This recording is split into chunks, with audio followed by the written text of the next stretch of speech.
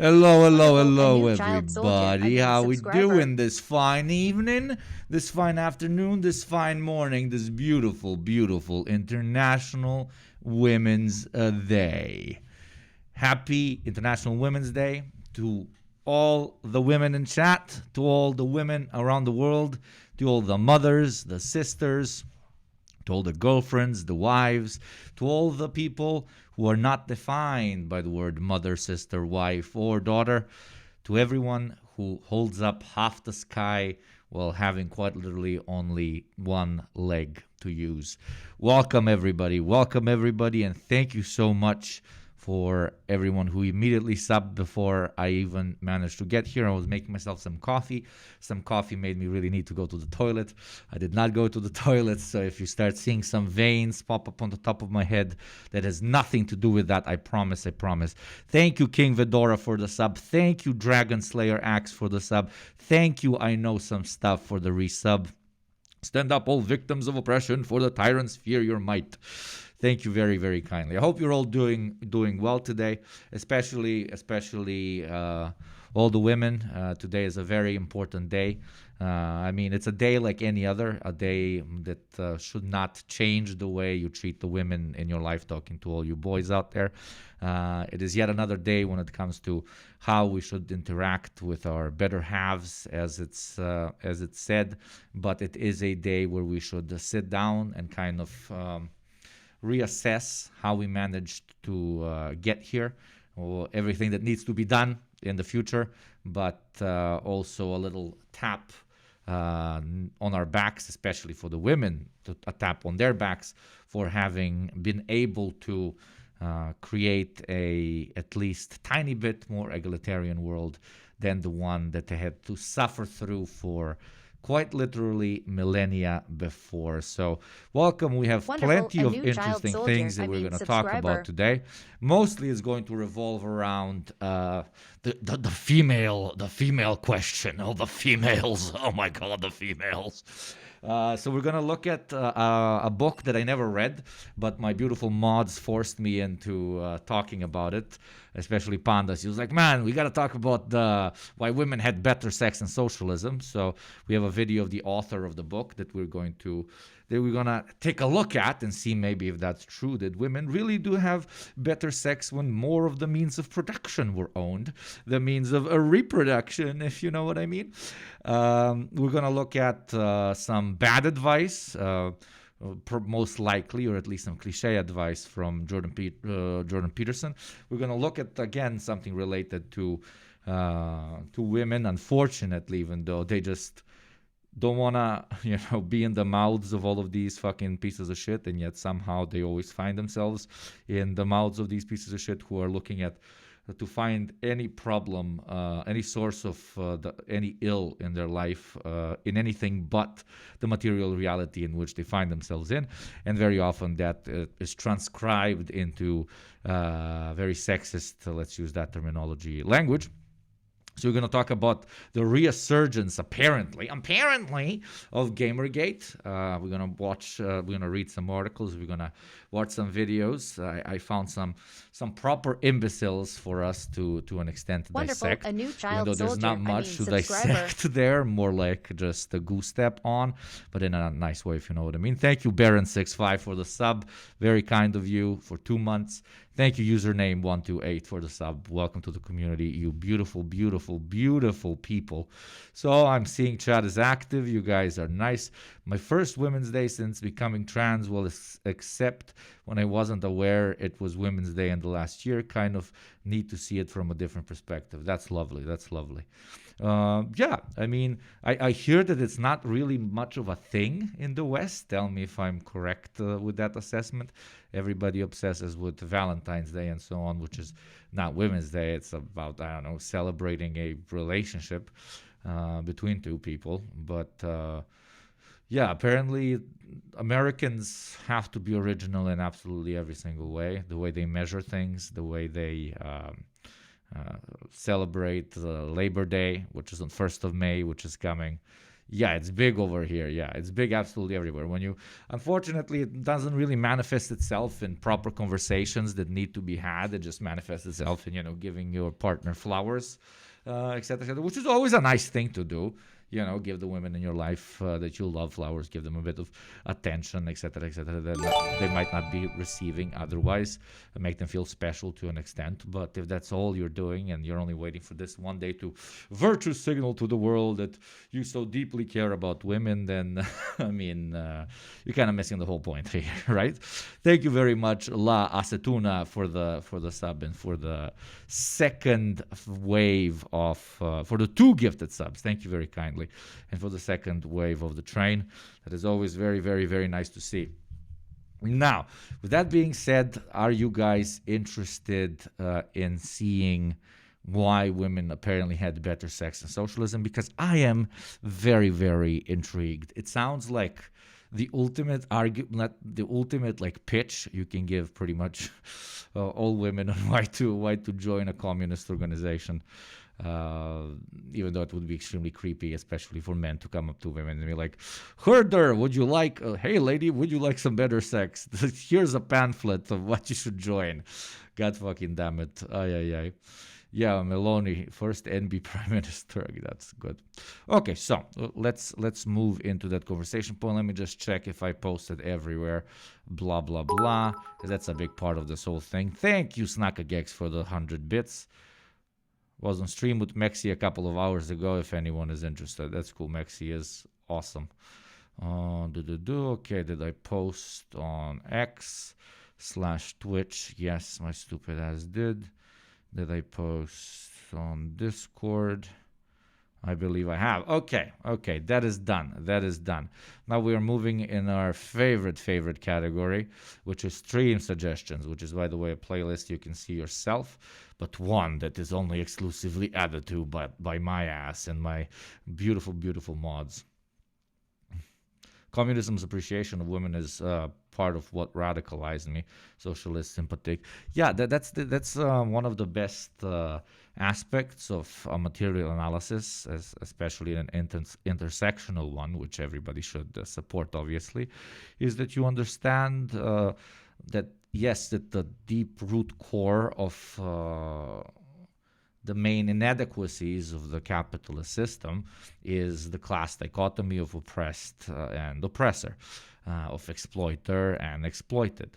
But you start understanding that dichotomy not only applies to that, but applies to many different social structures inside of the broader capitalist superstructure, which leads you to understanding and sympathizing much rather with people in other structures, which are also in a relationship of exploiter and exploited.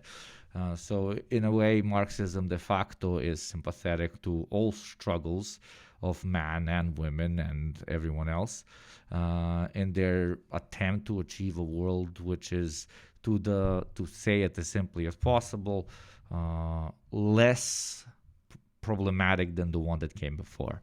And through that evolutionary system, through that evolutionary trajectory from system to system, a socialist hopes that eventually all hierarchy can be removed from the equation and oppression as a concept can cease to exist. But we're starting off a bit too heavy. Let's talk about sex. Let's talk about... Remember that song? What was that fucking song? This was the song? Let's talk about... sex. I remember this. Oh, yeah. This was a banger, bro. This was a banger. But was this like an attempt for them to like do a PTA or some shit?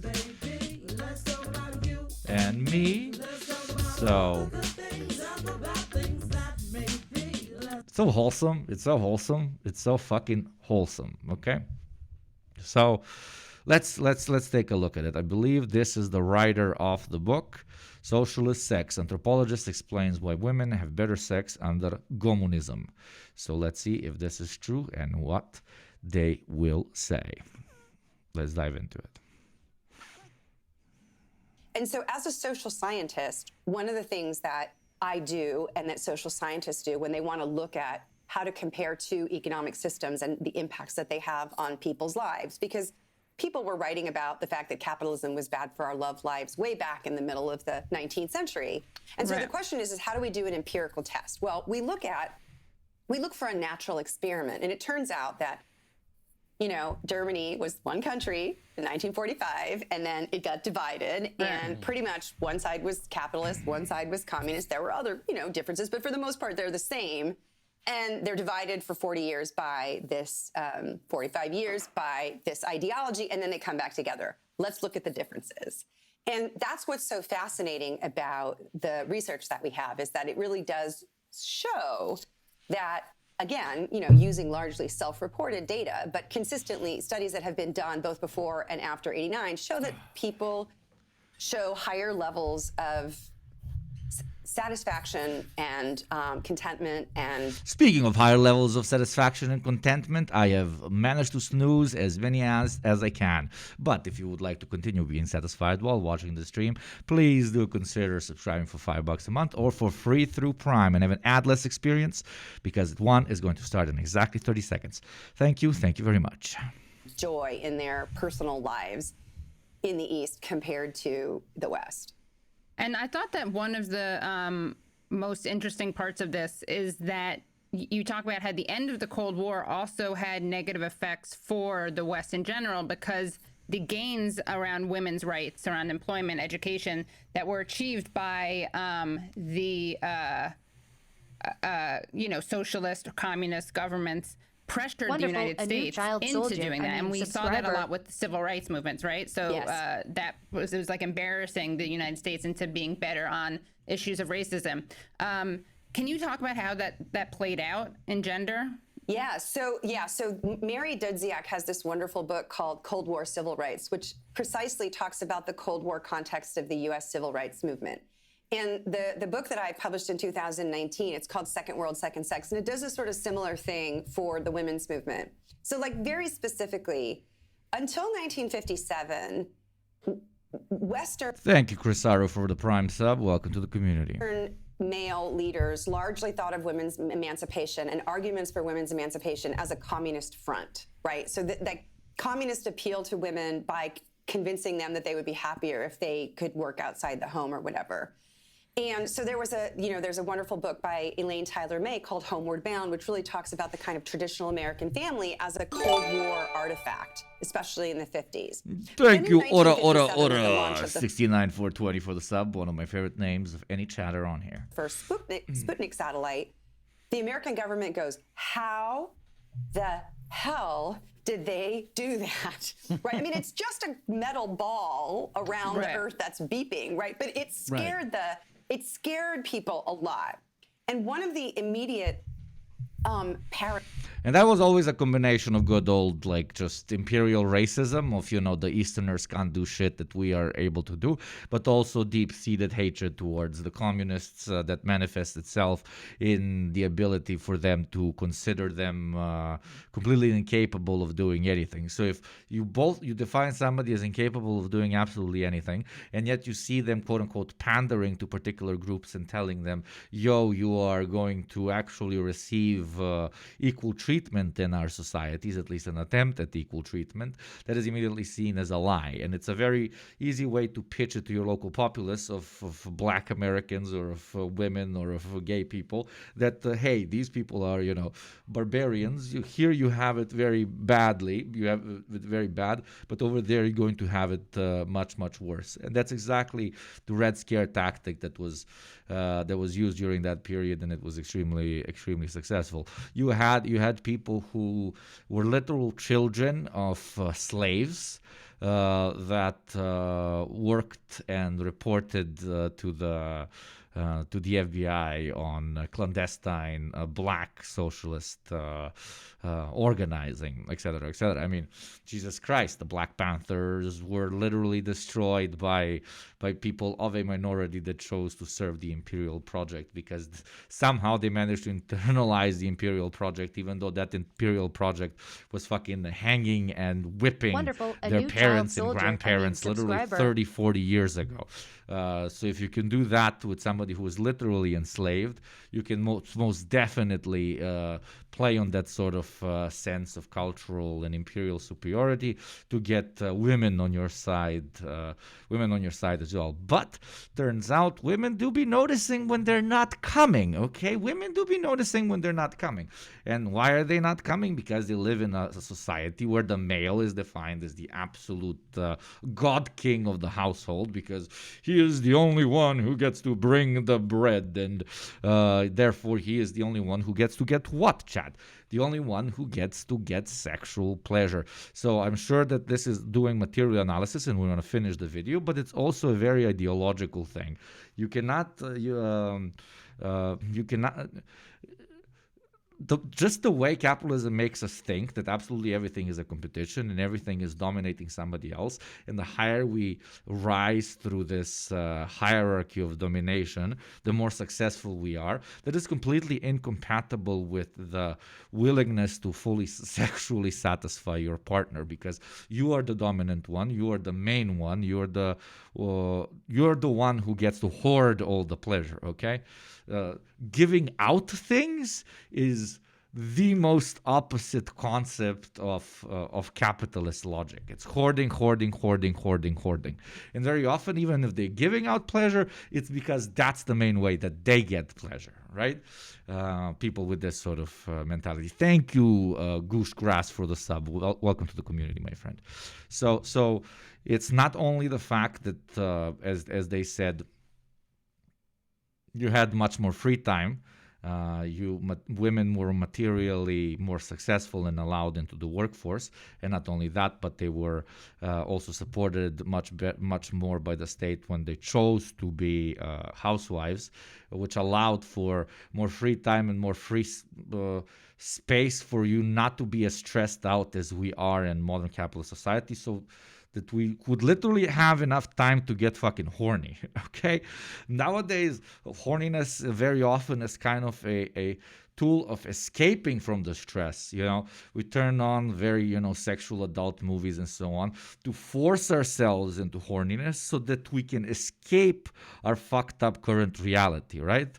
Instead of horniness just coming to us, because you're noticing horniness is not coming to us because we're thinking about these 700 different problems that we have in our life, because the system does not manage to help us out with any of them. Actually, the systems that the system had in place that were helping us out before, it's slowly pulling away, and you're having broader and broader kind of categories that you have to worry about. And the more they are, the more they take up your fucking every day, and the more they take up every day is less time for you to have a wet vajayjay or a hard pee-pee, okay? As simple as that. Sorry if it's kind of an awkward conversation, but that's the truth. Quite literally, because imagine just the part about not having to pay rent. If that was not something that you would have to spend quite literally 20 to 30 days every month constantly obsessing over, which translated into normal language that isn't adapted to capitalist linguistics is stressing out about becoming homeless every day. Imagine if you didn't have to stress out about that. Imagine if accommodation was a human right. Oh my God, mind-blowing. So 1984 George Orwell. Imagine how much more time you would actually have that you could dedicate to things that you enjoy, including, of course, sex.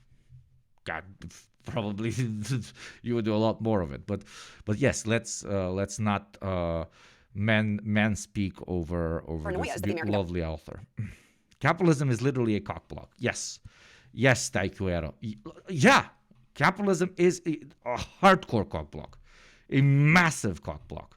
I should say a tiny cockblock, because it's not getting. You're getting my point. Government had was that the Soviets were using women, that they had double the number of scientists. I mean, how are people supposed to find the clit when they spend all their time thinking about rent? Double the number of scientific geniuses, because they were identifying girls and giving them scientific education at an early age. So in 1958, the United States government passes the National Defense Education Act. And that is a piece of legislation that specifically earmarks money for the education of girls in math and science and engineering. Title IX the legislation that we have that allows, that gives federal dollars for girls and women's sports is also a reaction to the fact that the Soviet Union and the Eastern Bloc countries kept beating the United States at the Olympic medal count because of women's sports. We didn't have enough female athletes to compete against these amazing Soviet women who kept just like clearing the decks of the gold medals. And that's exactly the brilliant argument that you can use against absolutely everyone who says, okay, neoliberal capitalism bad, but we still manage to evolve and grow and, give civil rights, give equal rights to women, et cetera, et cetera. The only reason why the both cultural, ethnic, but most importantly, financial majority in the imperial core has given you any fucking rights is because there was a country over the fucking pond that was giving them out left and right. So the only way that they could argue that they were freer than that place is adopt at least a few of those concepts that have been spreading like wildfire over there. I mean, the existence of the modern welfare state in Norway, Sweden, etc., was literally created because the Soviet Union was right across the door, and they needed to somehow stifle radicalization of the local populace. So, yeah, every single right, I don't think this is controversial to say, every single right that we have ever earned from a dominant class was by intimidating the shit out of them, that if they don't give it to us, they're going to get kicked out. But even that is not very long-term sustainable, because they will never give the one thing that makes them the elite in the first place. And eventually that contradiction gets too heavy that we kick them out as well. But they're buying their time, and they're buying their time, and they're buying their time until, I don't know, they can make fucking Mars rockets. And then they can have the robot butlers upstairs. Thank you, Salty Commie, for resubbing for one more month. Thank you very much, my friend. I can give you a lot of other examples. 1961, the first presidential commission on the status of women, which was signed by Executive Order 10980, I believe, by John F. Kennedy. In the preamble of that executive order, Kennedy cites national security as a reason why we need. Legendary, man. Dude, Americans be giving women rights because it's a national security risk that all the females will become communists. Legendary. America is so blue-pilled it will give women rights instead of embracing socialism. To think about women's rights. Tell that to the red pill crowd, man. The American right gave women all those rights. So we were scared. There was a fear that if the Soviets mobilized their women into the labor force and they were able to use women's intelligence. Another great example, if you guys have been watching The Queen's Gambit, is Soviet women's chess. Yeah. In the international realm, the Soviet women were amazing at chess. They just couldn't be beaten. So there are all sorts of ways in which, to the extent that American men in particular, but I would say a sort of brand of conservative 50s, because obviously this wouldn't be true of people who are affiliated with the left, right? Like, the CPUSA, all these people who are purged by Huok and McCarthy. Right. But Thank you, Lassie Tuna, for the gifted sub. But yeah, everything that was granted because they were afraid of the potential communist threat. But not only that, as Kristen right here managed to put out very eloquently, they couldn't be seen as lacking in absolutely anything. So because of sports, they had to invest more in women's sports, but also because, dude, you're not utilizing 50% of your population. And that's kind of where we go into the conversation of, to an extent, even the commodification of feminism by late-stage capitalism, in which it turned this absolute beautiful movement which wanted to liberate women into just another way to create more proletarians to fill its factories and its programmer schools and its, machine for additional profit generation and output. the kind of conservative. So yeah, we get to, as Comina says, girl boss feminism. Exactly. And that's, again, I guess this is the main thing that we have been talking about in the last 2 weeks, this inherent incredible ability of the system to just turn everything into its own use, because because we're not addressing the core issue, which is, as always, the class dichotomy, right?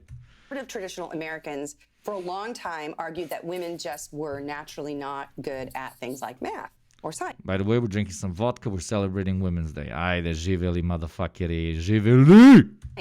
Or they weren't naturally competitive enough to be athletes, or they were naturally not X or naturally not Y. And then when the Soviet Union actually did it, either you had to argue, and by the way, some of them did, that Soviet women weren't really women. Oh, right. There's something unique about what was going over there. Or you had to admit that maybe women could be really good mathematicians or chess players or athletes. And it's kind of like the options there are that we were wrong, or they can be really good at that. It sucks for women and womanhood and our definitions, but it's worth it because of national security to overcome. Exactly what Katie said.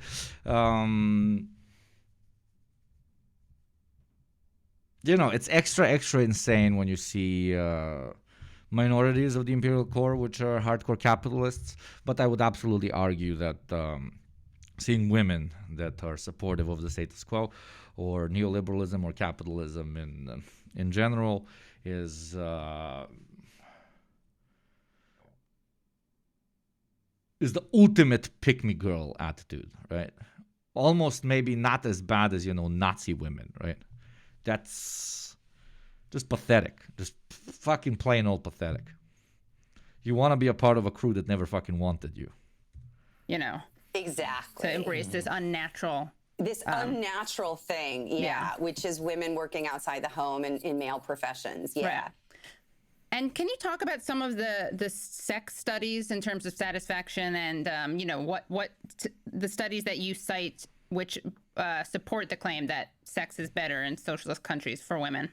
Okay, so the studies that are specifically cited in the book are a series of studies that were done, the first in 1988, so prior to the fall of the Berlin Wall, by a sexologist in East Germany called Kurt Stark and his colleagues.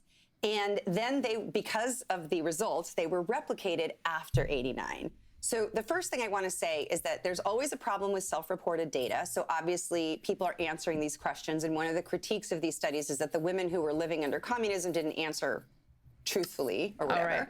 Yeah. But after 89, they were free to answer as they wanted. And there were similar results. The study was done over and over again in a variety of different ways. So the actual numbers are fascinating. So the two proxy questions for sexual satisfaction. The first is, the last time when you had sex, were you happy? And, did you feel happy? And, so this is kind of a weird way of saying, was it good or not? So GDR women said that 82% of the time, the last sexual encounter that they had, they were happy. Compared to women in the West. Dude, that's because that's because in the GDR, whenever somebody had sex, they would call up the Stasi, and the Stasi would walk inside and literally stand above the bed, looking at them. And then while they're having sex, he would hold up a picture of Stalin and hold it right above them. So if the guy is laying down, we're talking cis straight sex, laying down, he would see a picture of Stalin instead of the woman he's having sex with, and the woman would be granted a picture of Stalin to hold on her breasts so that he can caress Stalin as well. That is why they were coming all the time. Unironically, if you said this in 1974 to a random American, that this is how sex is forced on the people in the evil communism, 99% of them were like, "Oh, really? Oh my God!" And then Stalin came in with a spoon and ate all their toothbrushes.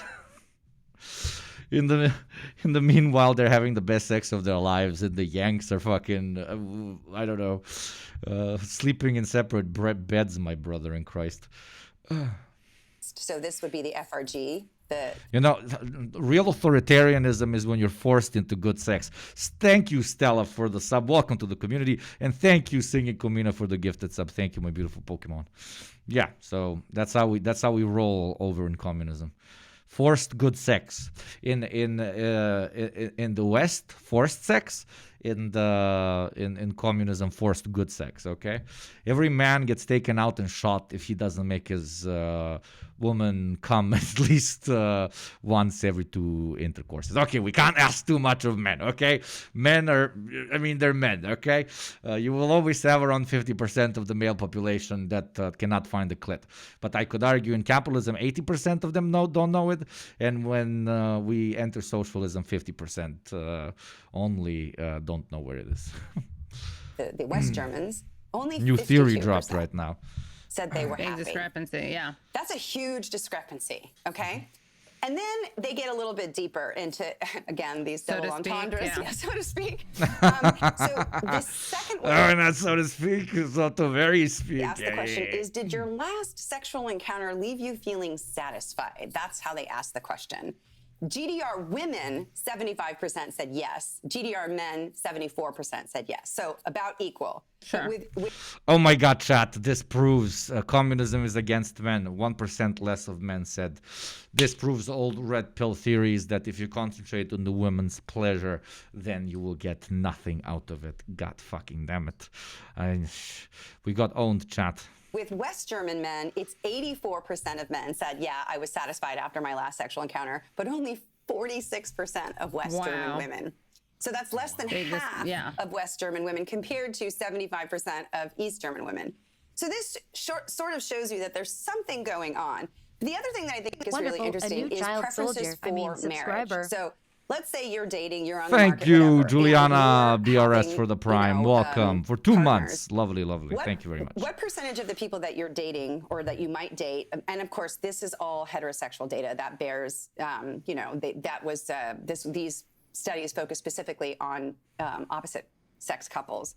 So in the east of Germany, the communist part of Germany, 73% of women and 74% of men said that they were interested in getting married. Like if they found the right person, they would be cool with that, right? Whereas in the western part, the capitalist part of Germany, 71% of women said that they would be interested in getting married, but only 57% of men. Wow. So, you have these really interesting discrepancies, which means that there's something there that is making maybe not the actual experience, but the way you reflect on that experience, if we're talking about self-reported data, significantly. I mean, we watched a couple of videos here on the stream when it comes to applying this to at least modern capitalism. I don't know how it was before 1989 when East Germany still existed, but a lot of people do not want to get married, obviously, because we've outgrown the institution from their perspective, etc., but a lot don't because they cannot afford it, because they cannot afford to run a family, because they cannot afford to tell their partner, hey, you can completely rely on me, and their partner to tell them, hey, you can completely rely on me as well, because there's just no time or ability for them to enter into such a serious contract with another person. I mean, they're probably fucking 32 and they still can't figure out, their accommodation. And now they gotta live together with another human being and dedicate their entire life to them. Fucking live through all of this. Fuck no. But the more a quote unquote state gives you leeway with all these things, meaning that you don't have to think about them, the higher the chance it is that you're going to be thinking about other aspects of your life except just surviving, the classic Maslow pyramid kind of perspective. That very much so still applies to finding partners, and very much so applies to sex in general. I mean, just have sex once when you have so many things on your mind, and have sex once when you don't. Obviously, one is going to be much more relaxed and therefore will be hella more enjoyable for both parties involved, or all 10 parties involved. Don't let me judge here, okay? Same applies to a systematic analysis. If you live in a society which does not give you comfort, then you are thinking about everything except the moment in which you are now, which, let's be honest, is arguably the most important thing when it comes to having just a great time, orgasmic or non, when you are with someone or someones. Because just how kinky chat is. So I'm not gonna exclude all you poly fucking triple 3-way 7-way gangbang ultra whatever the fuck you live for, and good for you, as long as everybody says yes, God bless you, do you. Different in the East that is socialist compared to the West that is capitalist. And so what I tried to do in the book is to try to tease out what exactly was going on in that data. Regular core, everything sucks while you're under stress. I mean, puns, yes. That was a great analysis. That was a great video as well. I really enjoyed that. How do you acquire the internet? Oh yeah, that's the next one that I immediately saw. So when I was checking out what my chatters, what my mod sent me to watch, I clicked on this video, and it has 2.9 thousand views. And the immediate thing that popped up as a recommendation right next to it is a 1.3 million video by Jordan Peterson on how to get a woman's attention. Mods, if we could change the title of the video so we watch this as well. In between, thank you, Snack GX, for the 100 years. Podcast about Alexandra Kolontal and her works called AK-47. That could be interesting. And yeah, Snack GX, another 100 bits. Kids are also more expensive. Yeah, kids are incredibly expensive. There's, I think, a highlight video you can watch on Ugopnik Live over on YouTube about when we talked about that in particular. Great episode with Brace, by the way. Thank you very much. So yeah, show her memes on your phone. That is literally how I earned my partner. So no, she walked into the room once after hanging out during the night, and she was like, "What are you up to?" And I was just watching. That was that era, like just fail compilation after fail compilation on YouTube. Many years later, she said, "Oh my fucking god, this guy's a fucking weirdo." So yeah, be careful what memes you share. That's all I'm saying.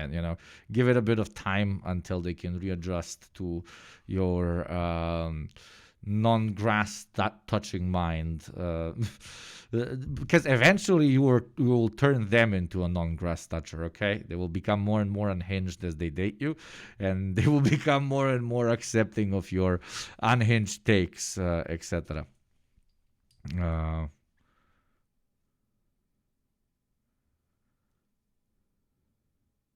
How to give mods? I don't know what you renamed the fucking thing into, but okay. Thank you, unallocated meme, for the sub. Welcome to the community, my friend. Okay, let's see how to get a woman's attention. Let's see this. Also, put his name into the thing. Thank you. If you can't, I'll do it. Okay, let's. Wonderful, a new child soldier. After having subscriber. watched a brilliant and eloquent woman scientist explain to us why sex was better in socialism, let's listen to Jordan Peterson's analysis on how to get to them B words, bro. Let's do that. Female species. You mean personally? Female species. How do you? This is probably reading a tweet or something sent in by a Jordan Peterson fan, and this is how they phrase the question. How do you acquire the interest of the female species? Even she stopped for a second. First tip: do not call them the female species. Chances of sex increased by 3,000%. God. Should I watch this with a machete? I think I need to watch this with a machete. You mean personally? Sharp suits, man.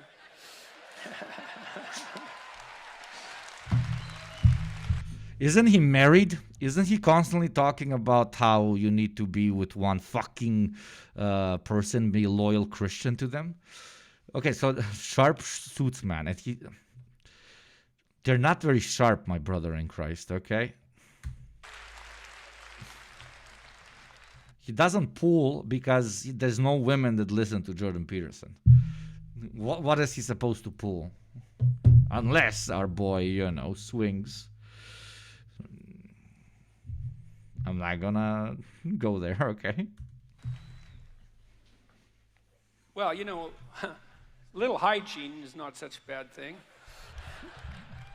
Great advice. I'm guessing this is his classic, fix your bed in the morning. And then he's going to give insane advice after this. As a start, decent haircut, certain amount of cleanliness. That's a good thing. What's rule 1 in the first book? Stand up straight with your shoulders back. That's a good thing to do. What do women look for? Depends on the wisdom of the woman, obviously. But, well, it does because hey, women, what do you look for? Narcissists can fool naive women. Am I more attractive now because I'm standing up? Propagate, by the way. And we know this because narcissistic psychopaths, young women are more likely to fall for narcissistic psychopaths. And so are men. Everybody, when they have less life experience, are more likely to be manipulated. But no, when something happens to a man, it's just natural. He's just trying to figure it out.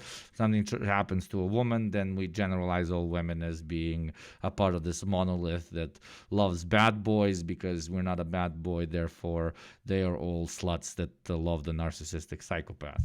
Oh my God, why doesn't she love me? I am not a narcissistic psychopath for calling every single guy she's dating instead of me a narcissistic psychopath. The reason for that is they can't tell them from competent men. Because narcissistic psychopaths imitate competence. And that's their niche. And so they have a confidence that isn't justified by their ability. But the women check out the confidence as a marker of ability, and the falsely confident can fool them, especially if they're young and naive. And so, so let's say you're not going to be a narcissistic psychopath, which is often what those manosphere dating sites teach. Thank you, Singing Kumina, for the gifted sub. Wear an Thank you very expensive much. watch and peacock a bit. And to peacock is to wear something, some item of clothing that's, a little bit out of the ordinary, something a little bit more colorful than might be generally the case, so that you look like you're confident enough to pull that off with panache. But mostly it's just training in a kind of deceptive narcissism. Now, said the man that said that I just wear suits. But thank you, Singing Kumina, for another gifted sub. Thank you kindly. Thank you. Wallflower guy might benefit from some training in narcissistic psychopathy, just to sort of balance him out a bit. Thank you to all mouth. So you can make some progress forward. That's why people We are 2 minutes and a half in. like He hasn't Andrew said Tate anything. are so popular.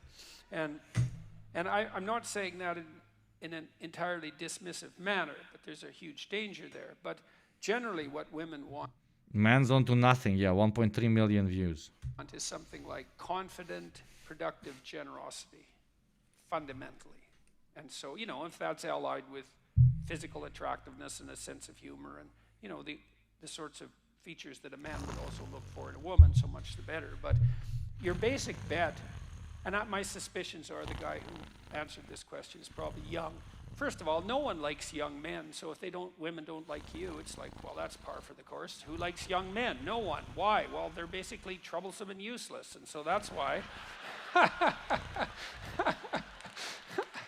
So cross-culturally, women somebody like men wake who me are up, about 4 or years older is this than them. still? And the reason for that is, women are more vulnerable on the sexual front, and they have to make themselves even more vulnerable if they have children, especially when the children are infants. And so they're looking for guys who are competent enough to be able to take care of themselves, at least, and Chat, clean yourself up. Be more confident. Be more funny. Don't be the narcissistic psychopath. 3 minutes, 20 seconds in 1.3 million views. then have enough left over for a wife and a dependent child. And not because the wife wants to be taken care of, because it isn't exactly like women want to be taken care of. It's more a reciprocal relationship. But if a woman has a dependent child, then both of them have to be taken care of, especially when the child's an infant. And so women tilt the scales toward assessment of men on the grounds of their competent generosity. And the reason, and, men might be annoyed about that, but I would say, well, if you were a woman, you'd do the same thing. And you know how I know that? It's because women are female humans. And so if you were a woman, you'd be just like a woman. Welcome, Lucid Fox viewers. Thank you very much for the raid. Please do put a link over to Lucid Fox. Thank you very much, and thank you for a resub, Lucid Fox. How you doing, my friend? How you doing? I would love to return the favor, but we very often stream at relatively similar times. Hope you're doing well. We're celebrating Women's Day over here, celebrating it in style by looking at everybody who we should not be looking at when it comes to their opinion on women. Yes, baby, yes, baby, yes, baby. So we are basically falling asleep while we are watching Jordan Peterson tell us what was the question? How to get a woman's attention. And in the entirety of 4 minutes and 5 seconds, he has said absolutely nothing except clean yourself, pretty much, which is great advice. Some advice that you chatters should definitely take heed of, because I can, let's be honest, smell you through the screen. Let's see if he says something interesting. We're giving him 4 more minutes of our time. So let's go there, okay? Anarchists, listen up. Hey, it wasn't directed, but if you feel called out, then it might be saying something about you, my friend. Yes, my friend. Okay. Genuinely welcome to the community. If you don't know who I am, I talk about legomonism on the internet. That's pretty much it. And I wear a mask because I'm a coward and anonymous. Okay, let's continue. Also, I have a machete. That's what a woman is, right? So you can't blame. Wait, what is a woman? And so if you were a woman, you'd be just like a woman. So, because that's what a woman is, right? What? It's more a reciprocal relationship, but if a woman has a dependent child, then both of them have to be taken care of, especially when the child's an infant. And so women tilt the scales toward assessment of men on the grounds of their competent generosity. And the reason, and men might be annoyed about that, but I would say, well, if you were a woman, you'd do the same thing. And you know how I know that? It's because women are female humans. And so if you were a woman, you'd be just like a woman. So, because that's what a woman is, right? Women are female humans, and they are inherently like a woman because they are female humans. And being a female human means that you want to be given male generosity, which basically is implying that all women really want to do is be taken care of by a man, because you are a genetic woman. We're doing race science, but for the genders. Okay, all of science fucking disagrees with you. The way a woman was defined in the 14th century is hella different than she is now. Like, if a woman from the 14th century saw a modern woman, she would want to fucking burn her on the fucking spire. Bro, there's oh god, this is my classic. This is my absolute favorite. The naturalized notion of the nuclear family as something that comes from our inherent soul and an inherent genetics on how we actually want to live life. Women really just want to be taken care of, and men want to go into the woods and hunt and bring back the deer. I mean, maybe at some point that was the case, but now we have created a little thing known as civilization, where everybody can kind of attempt to take care of themselves, even though the way the society that you represent is very much so run is that nobody can fucking take care of themselves. So maybe we do not need to think like fucking cavemen when it comes to how we want to organize our personal lives. Fucking mind-blowing radical mentality here, chat. Fucking insanely radical. Thank you, Velya478, for the resub. Thank you very kindly, my friend. Jesus fucking Christ, man, on Women's Day. But no, obviously, I mean, we all know the dog whistle. We know the dog whistle very well. He found a way in 4 minutes answering the question of how to get a woman's attention to put in a bit of transphobia. because he was implying that a man who wanted to be a woman, from his perspective, that's what's being trans, would not be able to understand a female species because they will never be a female species. Sorry, I should have put a trigger warning or whatever, but that's what fucking cunt is implying, okay? He managed to sneak in a bit of transphobia in a conversation that has absolutely fucking nothing to do with it. Legendary. Right? So you can't blame women. It's like, clue in there, buddy. If all women don't like you, it's you. And that's, that's so annoying. It's especially if you're young, because Okay, based, okay. most women aren't going to like you, and it is you. So you have to grow up, but then No, most women date people their own fucking age. What the fuck? You think most women date 4-year-olds? Sure, but that is a massive fucking outlier. Almost everybody dates boys their own age. And a lot of boys who might not have a lot to offer at an early age hope that they could get older. So because of the this balance in what you can achieve at 32 and what you can achieve at 25 in this fucking system, they hope that they can date someone who is not as high up in the financial ladder and get them as a partner, because they will now seem in their eyes as a far better choice than what they would have seemed if they were the same age. If that's the conversation point, okay. That's a decent discussion. But young men are not unattractive because they are young, because that de facto implies for a man to be attractive, he needs to have accumulated things. It's like pure fucking capitalist mentality, bro. Again, hierarchy. Male attraction is directly linked to how big the cave he lives in is, and if he slayed many dragons, and if there's gold tables inside.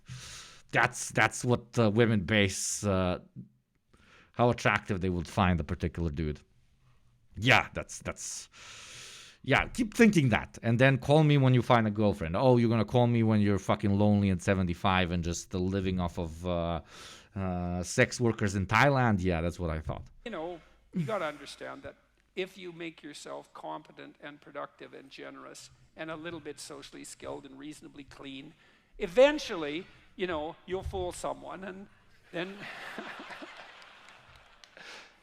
then, might take a few years, but generally it happens. Thank you, Pangarzito, for the sub. Welcome to the community. So that's the thing, is don't be a fool. Turn yourself into someone Wonderful, a new child soldier, subscriber.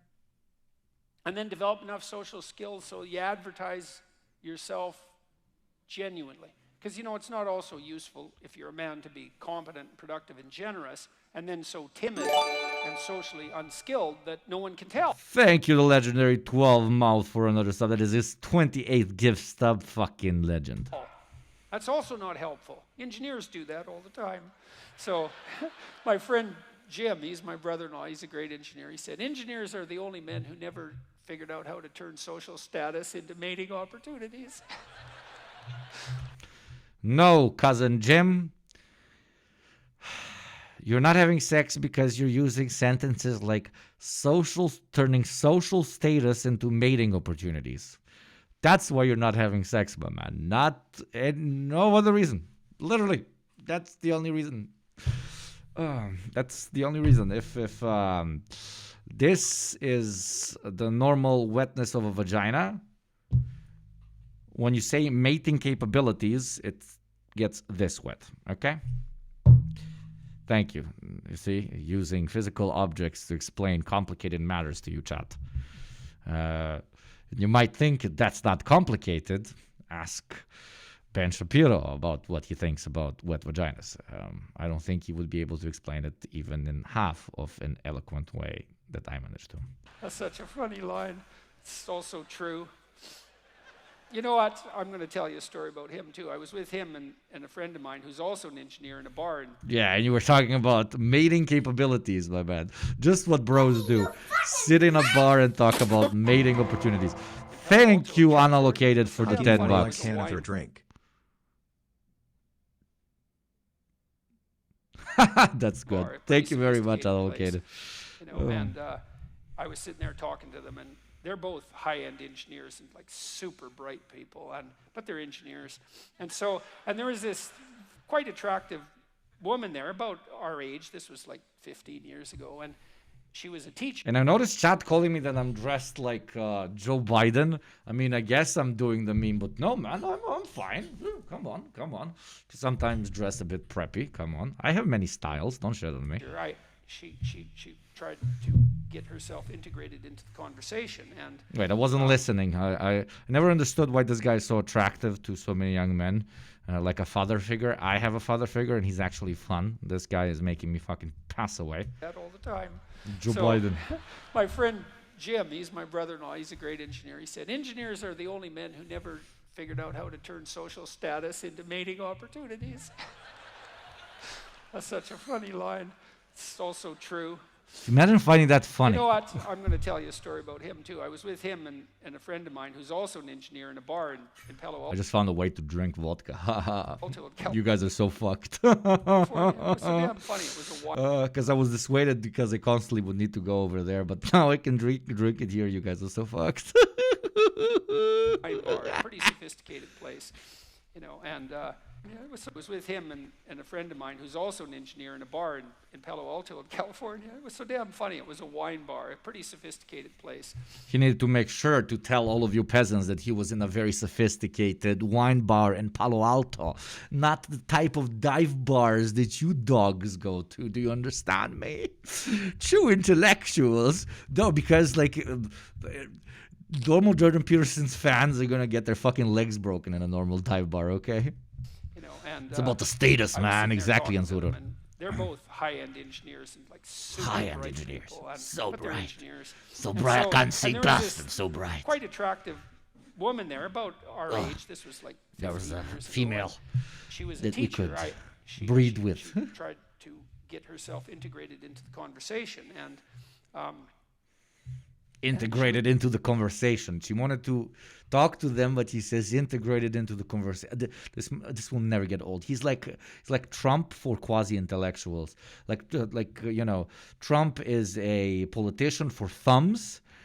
Peterson is an intellectual for quasi-intellectuals. She was a teacher, and she lived in Palo Alto, and she was clearly there alone and wanted some company. And so funny, because this poor girl, she was trying to get into the conversation, and she was listening, and she'd offer an opinion. She was trying to play along, and those bloody engineers, they just told her like 5 ways she was wrong, and then kept on talking to each other. And it's like,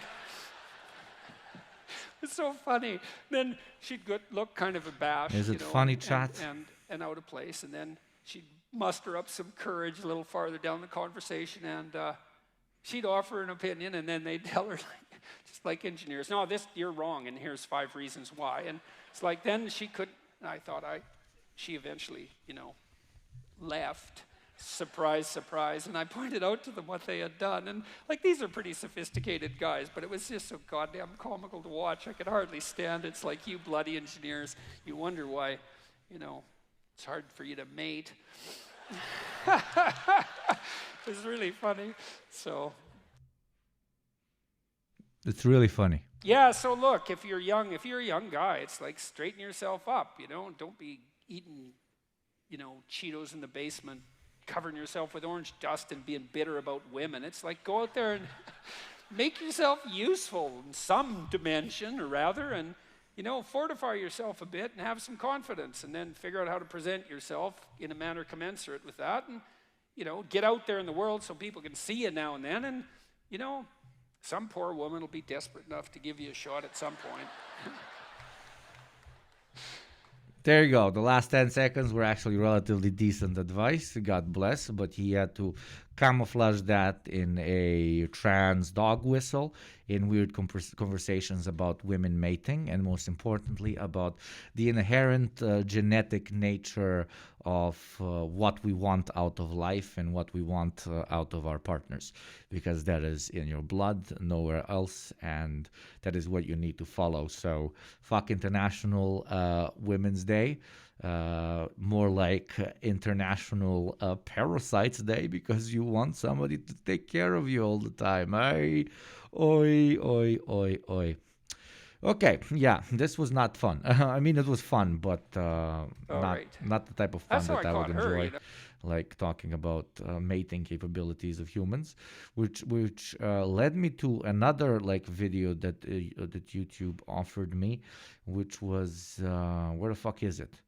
Jordan Peterson's As well, I would testimony. like to start by What the fuck is this guy giving a testimony for 23 hours ago? 1,100,000 views.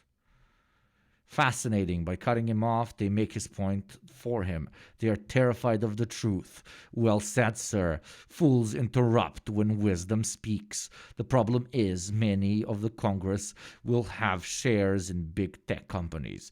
They will be our owners and don't give a toss for the little people. Telling members of a corrupt government they're corrupt. I'm sure they'll get right on fixing that. In London, Blade Runners are tearing down cameras on a daily basis. So it's something about cameras. I'm sorry, Mr. Socrates, your 5 minutes are...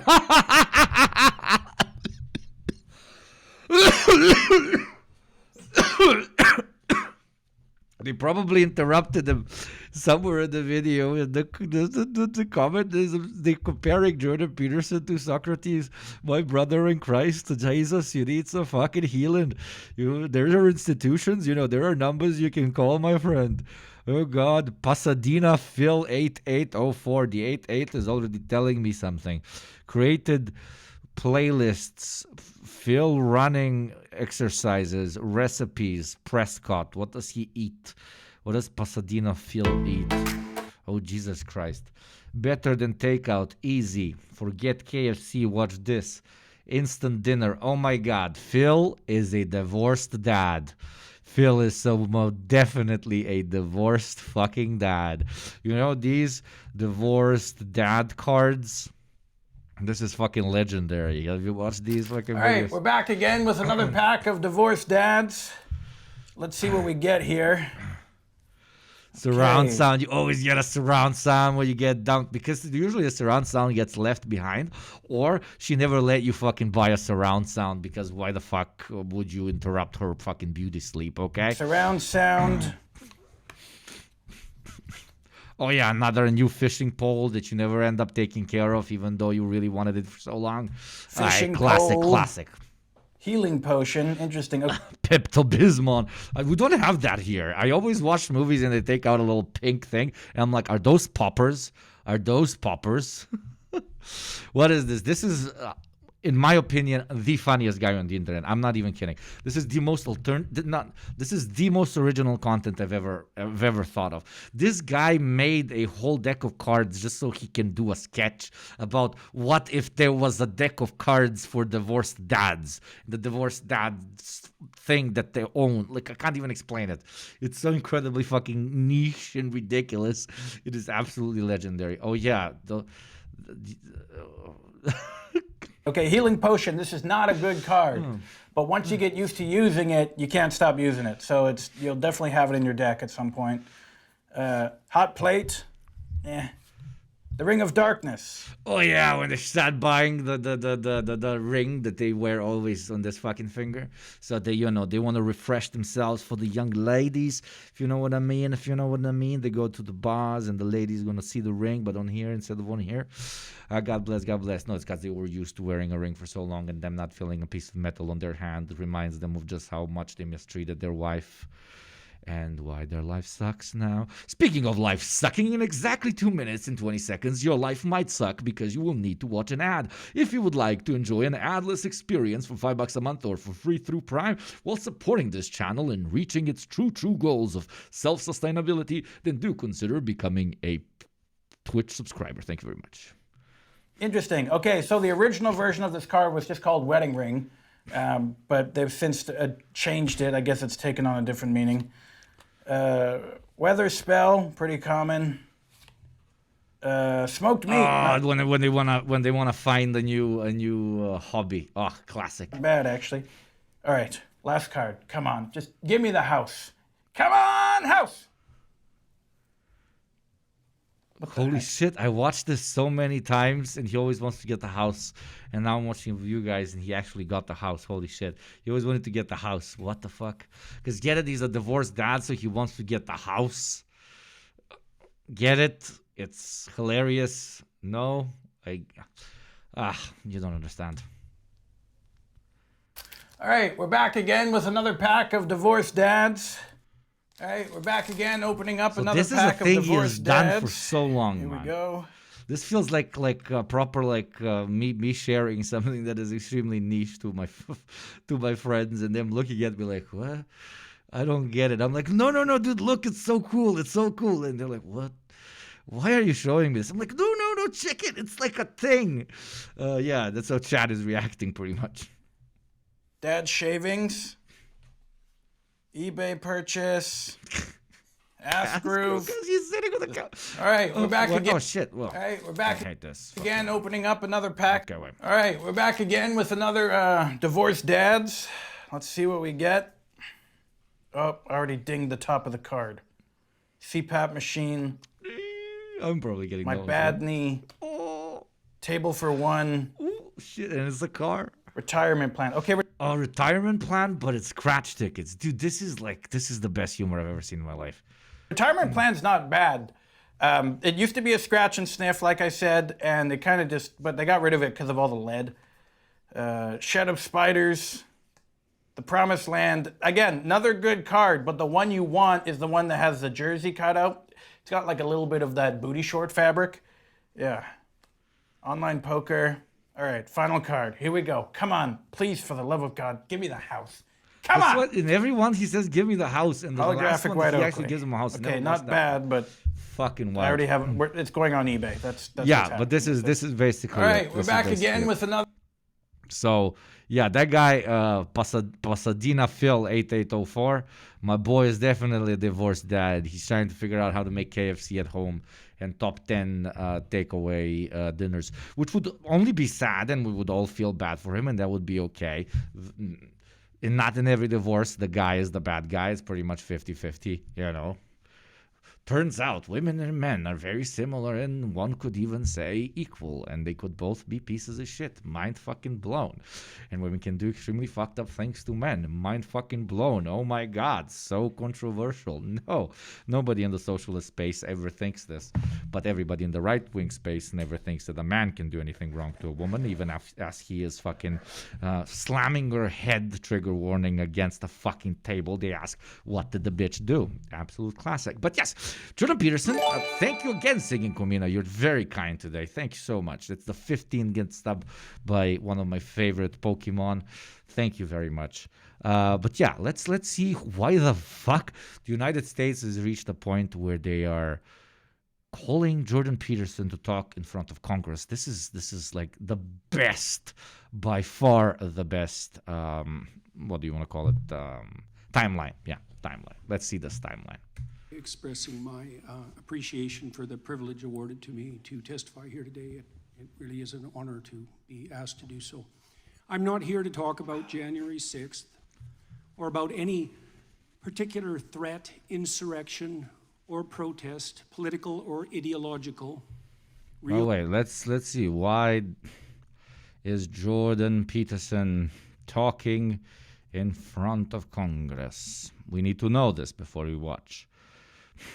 Is Jordan Peterson's wife okay?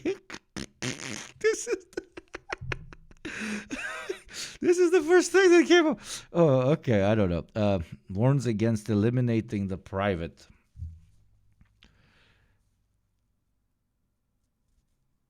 Jordan Peterson government corporate collusion threatens everyone's freedom equally. Warned Congress about a potential superstate in which collusion between the government and corporations to maybe eliminating the private sphere. That is, of course, what Jordan Peterson is the most afraid of. Do not touch private spheres, which is a metaphor for private capital.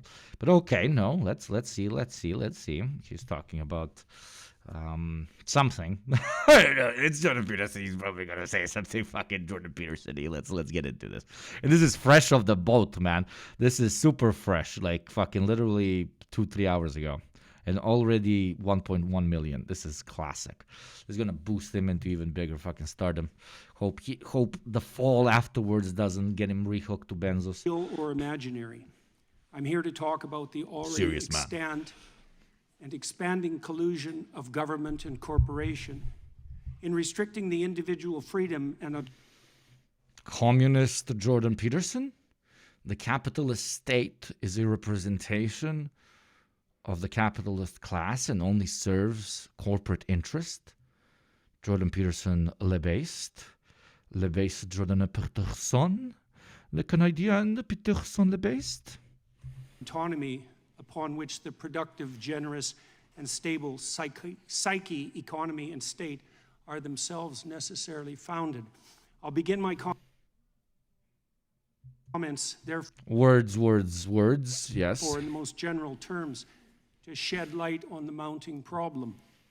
There are now 700 million CCTVs in China under the rule of the Communist Party. Oh, maybe. The collaboration between corporation and government, very bad. Us sitting here expecting like communist Peterson to arise as a phoenix from the ashes of the breeder clown psychology man. No, of course it's China. The system to which 700 million cameras, said the man, literally living and never critiquing the biggest surveillance state ever made on planet Earth. Yes, 700 million cameras probably equal bad in China.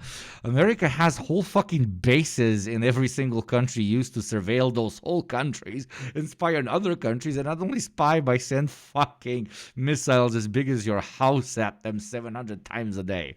But yes, many cameras in very large country with 1.34 billion people. There are 700 million cameras, very many cameras. This is very bad this is very bad. those electronic eyes Even though every single one of us has one of this, it's the CCTVs outside. That is the terrifying one, guys. It's the CCTVs. are attached, is the most complete state apparatus of surveillance yet imagined, with the ability No, it's. Have you heard about the NSA? What the fuck? They never took him off of benzos, bro. not only to recognize faces at a distance, but gait itself when facial features are hidden or obscured. Such capability can and will soon be Wonderful. augmented A new to the child point where soldier. the movement I mean, of eyes subscriber. themselves, monitored by high-resolution and intelligent cameras, will soon be sufficient to identify any aware and active. Thank you, Swampbite, for the sub. Okay, so he's very interested in this. Let's say Jordan, there was one guy called Snowden who went out and said, yo, motherfuckers, they be spying on us through our fucking laptops. Jordan B. Peterson, Edward Snowden. This is true. Nobody has stronger opinions about Joe Rogan than, okay, yeah, that's the one interaction that they've had. Edward Snowden, JB, when are we going to see Jordan Peterson and Edward Snowden interview? Speaking of the truth with Jordan Peterson, nothing mentioned. Okay, so he's very, very concerned about the threat of state surveillance. Agreed, not very based, not very good. Then why don't you talk first about your fucking home country? Party. Wonderful. A new child Thank you, soldier. Antonio I mean, Biel, for the subscriber. sub. Welcome to the community, my friend. The demented, naive, and prideful engineers who so enthusiastically helped build this system call it Skynet, after the rogue and all-seeing technology that took such a dreadfully wrong turn in the famous science fiction movie Terminator series, featuring artificially intelligent robot intelligences hell-bent on protecting themselves by destroying humanity. The name also references a well-known Chinese phrase describing the reach of the divine itself. The net of heaven is vast, yet it misses nothing. Okay, nerd, yeah. He describes the capabilities of the new state apparatus. The system is As integrated with states the develop so-called their Chinese social and technology develops their ability to manage the internal and external security apparatus of said state is going to improve. And yes, there will be more cameras on the streets. But this is why are you concentrating specifically on China with this issue? Okay, bad. Yes, okay, 700 million cameras. Let's agree, bad. But literally this project of constant and absolute surveillance has been started by the United States of America, and it's far more complex and far more intrusive than cameras out on the streets. He's probably going to say about how the cameras can now, spot your actual identity, and how the credit score or something, like $500. I'm betting right now. Credit system, which awards its involuntary participants with a score indicating their compliance with the dictates of the Chinese Communist Party, allowing for full control over access to everything they possess electronically. Most ominously, their savings and their access to travel. Certainly all modern means of travel, but increasingly as the electronic gates come up, even by walking. If you're Chinese or a visitor, your access to the world can be reduced to 0 if your social credit score falls beyond an arbitrary minimum. This allows you purposefully to be shut out of all activities that can be virtualized. No, incorrect. And in a rapidly virtualizing world, this increasingly means all activities: driving, shopping, working, eating, finding shelter. Even my boy is watching too many fucking sci-fi films. No. But there is one extremely advanced system that is directly linked to your ability to pretty much own anything, and it's called a social credit score. Oh no, it's called a credit score in the United States of America, in a system in which nobody is capable of having enough money to actually buy anything with their own capital. The only way for them to be able to own basically anything is through a loan. So when we got them we got them by the balls because they can't own anything, and they will be happy.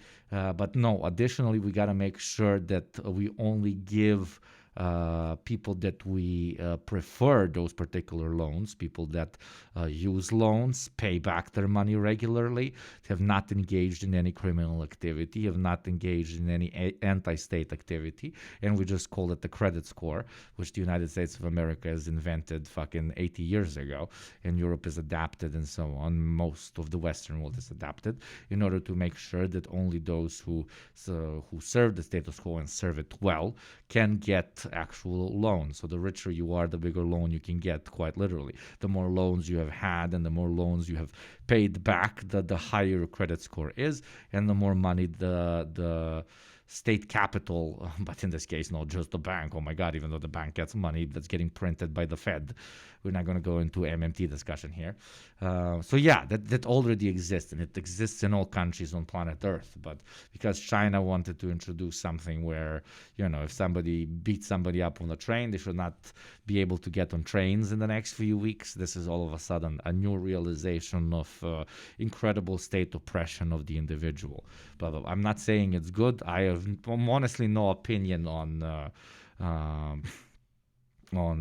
surveillance as such, not surveillance in the home, but surveillance outside. I don't know how it impacts crime rates, etc. But to imply that this is something new or straight out of the Terminator, while we've had been operating on it in the Western world for the last half a century, to me is wild. And while this so-called, even in the worst case scenario, evil, crazy social credit system is supposed to work, compared to how the normal just credit score in the United States works, it's not even 1/10 as impactful. I have to go take a shit. You guys listen to family, him. I have to as go. merely being Sorry. in the presence of someone with a low social credit score means that your own score can be lowered. This has also opened up the opportunity for the government to extract slave-like labor from its citizens, so burdened, as the donation of free work to the state still constitute one means by which erring Chinese men and women can increase their score and remain part of human society. This is precisely the payment system most desired by the most tyrannical, not the work for me and benefit thereby that constitutes the contractual arrangement undertaken by free and sovereign citizens, but the work for me and I will lift the deprivation I imposed that has always been the leitmotif of the slaver. Why is any of this relevant to people in the West? Well, because the technology that the Chinese Communist Party employs is an extension of Western technology.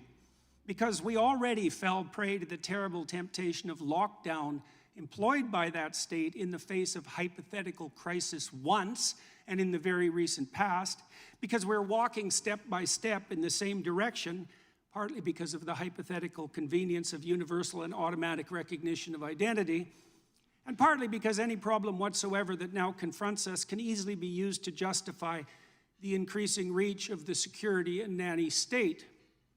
It is said that Stone Age people, first confronted with cameras and their resultant photographs by modern anthropologists, objected to having their images captured as they feared the captivity of their souls. It turns out that such fear was prescient. The images that we leave behind while navigating virtual space are such close duplicates of our actual selves that the capture of our essence is at this point all but guaranteed. We all now have our doppelgangers. We all live so much in the virtual world in consequence of our purchasing habits and modes of electronically mediated communication that our very selves have become reducible to a frightening degree to data, the modern equivalent of our footprint, with the same data making up an image of our identity, an identity which can be and is increasingly bought and sold by the invisible corporate brokers that still mostly use it to sell us what we so desperately and carelessly and conveniently want, but that can also be used to track, monitor, and punish everything we do and say. Behavioral scientists facilitate this process with their reprehensible nudging, the practice of pushing people in a given ideologically determined direction by manipulating invisible incentives behind the scene. Corporations track purchasing decisions, developing algorithms that with increasing accuracy track our patterns of attention and action, allowing for the prediction of what might next be most enticing, doing so not only to offer us what we want, but to determine and shape what we need. Governments can and are colluding with these corporate agents to develop a picture not only of our actions, but of our thoughts and words, so that deviation from the desired end can be mapped, rewarded, and punished. The development of a digital identity and currency is nothing more than the likely end consequence of such inclinations, and the combination of both can and will facilitate the development of a surveillance state, the scope of which optimistic pessimists of totalitarianism such as George Orwell could scarcely imagine. The new AI systems, which are so rapidly emerging, do nothing but increase this danger, providing for the possibility of a super surveillance whose scope exceeds anything that mere unaugmented humans could imagine, while also making it certain that even the perceptions that in the real world shape our attitudes, conduct, and personality can be manipulated to the degree that we will not even be able to see a reality outside which that has been constructed by the superstate. The ultimate fascist collusion between gigantic self-interested corporations and paranoid security-obsessed anti-human governments. We're already selling our souls to the superstate for the purposes. From 1 to 10, just how much did I fuck you up? Thank you, Draculina 001 for the sub. Thank you, Antonio Bale, for the sub. Yeah, I left you with the horrors of the horrors. I'm not going to rewatch this. I'm not going to make you go through it again. It was a very big shit. It was like, you know, when it starts like strong and then it breaks up and then there's explosions afterwards. That's what it was like. A lot of spicy food. It's my eternal problem. Same as ad breaks, which is going to start in 40 seconds. If you'd like to support the show, not watch ads, and have a full viewing experience, please do consider becoming a sub for free through Prime or for $5. Of immediate gratification, while being enticed to do so by fear. Mr. Chairman, could the witness be asked to summarize, please? Oh, so this is the reference on Socrates. Hey, Mr. Socrates, would you please summarize by our divorced dad, Chad Congressman? But Mr. Peterson, have you ever been a member of the Communist Party? Corporations and paranoid security-obsessed anti-human governments. We're already selling our souls to the superstate for the purposes of immediate gratification, while being enticed to do so by fear. Mr. Chairman, could the witness be asked to summarize, please? Do I have my 5 minutes or do I not? You've gone over 5 Oh, I'm sorry. I can certainly. If the witness could summarize, we're always a little lenient with the time. If you could summarize. I'll take 10 more seconds. Sure. With increasing ability to monitor not only the actual attention patterns and behaviors of its citizens. They have silenced Socrates. Socrates himself has been silenced by the masses of the unknown bureaucrats of the communist state of American China. But to predict those that are most likely, the persecution of even potential crime becomes ever more likely. If you have nothing to... Yeah, and by the way, you haven't seen Vape, you got like it's International Women's Day, so I forced my girlfriend to go buy one. No, she was out anyway, so she brought me one because we have a healthy relationship. You will have nothing to fear will be the slogan commandeered by those most likely to turn to surveillance to protect and control. What was the famous Soviet totalitarian joke? Oh, China, Soviets, everything. What was that? Powerpuff Girls start Powerpuff Girls intro. Sugar. Spice. China. Soviet Union. And everything nice. Communism. These were the ingredients chosen to create the... An enemy that is there, but we want to pretend does not exist, so we direct all attention at something else instead of the material and systematic causes of almost all of your problems. Perfect little girl. But Professor Utonium accidentally added an extra ingredient to the concoction. A congressman said, "Could you hurry please the fuck up?" Attributed to Lavrenti Beria, head of the secret police. Show me Beria. the man and I'll show you the crime. Those words were true enough in the time of Stalin's KGB, and the police were secret. The chemical X was Stalin. Beria and Stalin is classic. Enough then as well, but that's This nothing is cool, compared oh my to what God. we can and likely will produce now. A police so secret that we will not... I was wondering why my shit felt so enjoyable, man. It's because deep down my subconscious understood that I was missing this shit. even be able to detect their comprehensive and subtle activity. Monitoring crime so pervasive that everyone under the dictates of the system will have something to hide Regular and order, much to Mr. fear. Chairman. And by the way, the first couple of years we cut. Okay, let's go from one insane white old man to another insane white old man. 2024 State of the Union address. Biden says no billionaire should pay lower taxes than a teacher. Deficit. But if he pays as much as a construction site worker, that is okay. Now let me speak to the question of fundamental fairness for all Americans. I've been delivering real results in fiscally responsible ways. We've already cut the federal deficit. Man, I thought I was looking like I needed to take a shit. My boy out here, the dookie is like halfway out, my man. Woo! Already cut the federal deficit over $1 trillion. I signed the bipartisan deal. They're like, woo, you said the right number. We were so afraid you're not going to say the right number. To cut another $1 trillion in the next decade. It's my goal to cut the federal deficit another $3 trillion by making big corporations and very wealthy finally beginning to pay their fair share. But have you seen in China? In China, they all have to clap.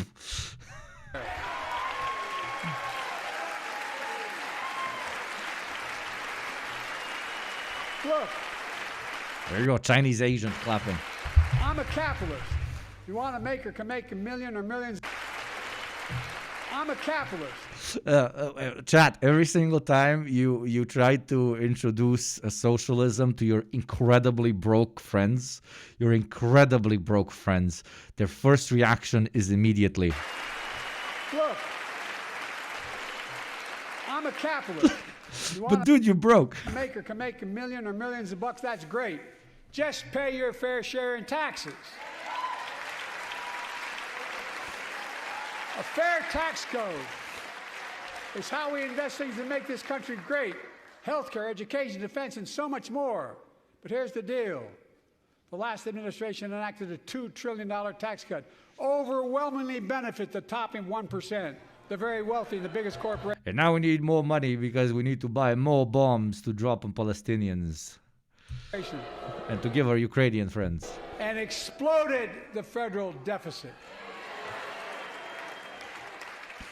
They added more to the national debt than any presidential term in American history. check the numbers. Folks at home, does anybody really think the tax code is fair? Do you really think the wealthy and big corporations need another $2 trillion tax break? I sure don't. I'm going to keep fighting like hell to make it fair. I love all the guys not screaming no. No, we salute Comrade Biden here, okay? But I love all the people saying no. What's their opinion? They're like, no, less taxes. Yeah, no taxes. Like billionaires, no taxes, zero, minus net taxes. Can we give them money? In my plan, nobody earning less than $400,000 a year will pay additional penny in federal taxes. Nobody, not one penny. Fair. Under my plan, nobody earning less than $400,000 a year will pay additional penny in federal taxes. Nobody, not one penny. And they haven't yet. First, we did a little virtue signaling towards the basic working classes. Now we made sure we signal to those who identify themselves as middle class, which is a very large chunk of Americans. They call themselves working class men. In my part of the world, if you fucking say that 70% of the things you own are on fucking credit, you're not middle class, my brother. You're in debt, my brother in Christ. Yes, 3 cars and a house. Yes, but they're all on a loan. But okay, side tangent rant. I apologize. Yeah, so we touch a bit on the middle class. Okay, make their penises rise. Let's continue. In fact, the child tax credit I passed during the pandemic cut taxes for millions of working families and cut child poverty in half. Restore that child tax credit. No child should go hungry in this country. This is literally, wait, I mean, this Biden speech in the eyes of everybody who's like blue no matter who, USSR anthem. There we go. Way to make the tax code fair. To make big corporations and very wealthy begin to pay their fair share. Remember in 2020, to begin to pay their fair share. Remember in 2020, 55 of the biggest companies in America made $40 billion and paid zero in federal income tax. Zero. Not anymore. Thanks to the law I wrote and we signed, big companies have to pay a minimum 15%. But that's still less than working people pay in federal taxes. It's time to raise corporate minimum tax to at least 21%.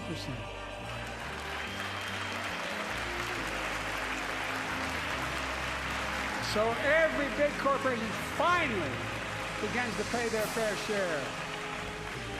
I also want to end tax breaks for big pharma, big oil, private jets, massive executive pay when it's only supposed to be $1 million that could be deducted. They can pay them $20 million if they want, but deduct $1 million. End it now. You know, there are 1,000 Joseph is billionaires back, in ladies and gentlemen. You know what the average federal tax is for those Might not billionaires? say Stalin, it might be Biden. But the red stripes behind him say, 8.2%. we are so back, baby. That's far less than the vast majority of Americans pay. No billionaire should pay a lower federal tax rate than a teacher, a sanitation worker, or a nurse.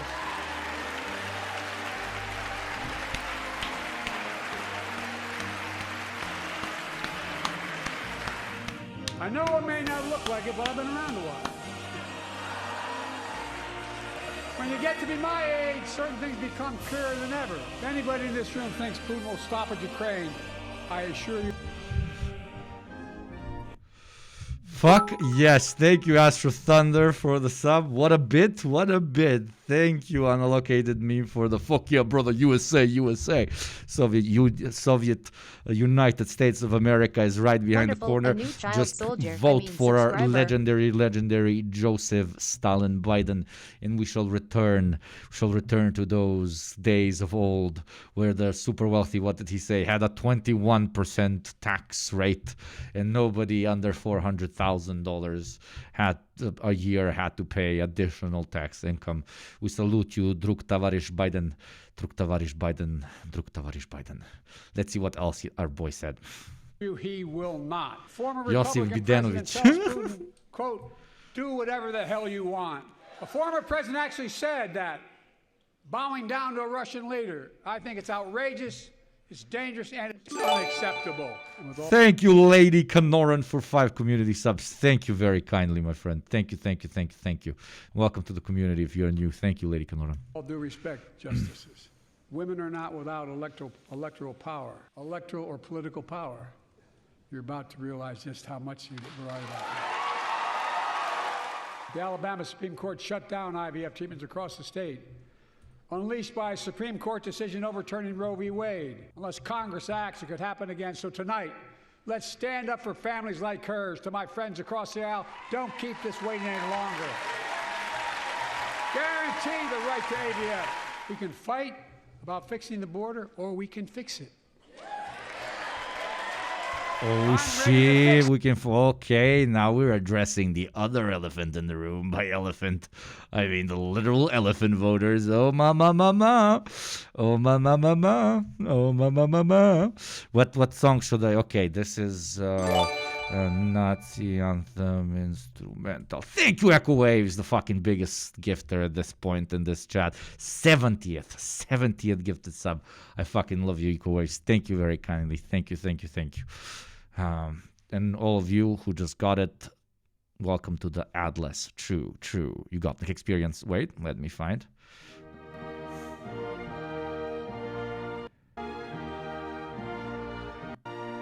Wait. Ecco, vediamo. Send me the border bill now, and if my predecessor's watching, instead of paying... No, I have a better idea. Wait, this doesn't work. You know what works for this? What works for this on immigration? Wait. Give me time. It will be worth it. Biden immigration. No, but from the what's it called? That's called State Union address. State Union. So just a segment. Reform immigration policies. And let's also come together on immigration. Make it a bipartisan issue once again.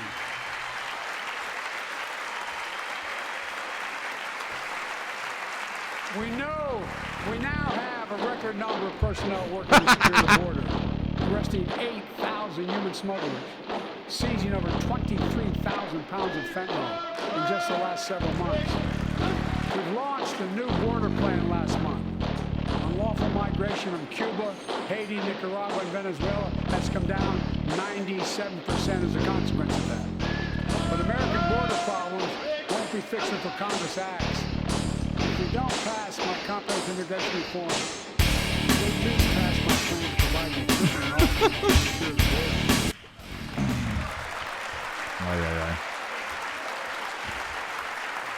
And a pathway to citizenship for dreamers, those on temporary status, farm workers, essential workers.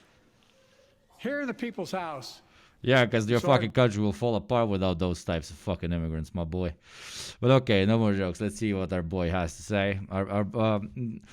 Based on everything, my boy said Joe Biden Nazbol detected. Okay, Zionist Nazbol detected. And pressuring members of Congress to block the bill. Join me in telling the Congress to pass it. Did he say illegals? Did he call them illegals? Yeah, he called them illegals. Yeah, the song fits. The song fits.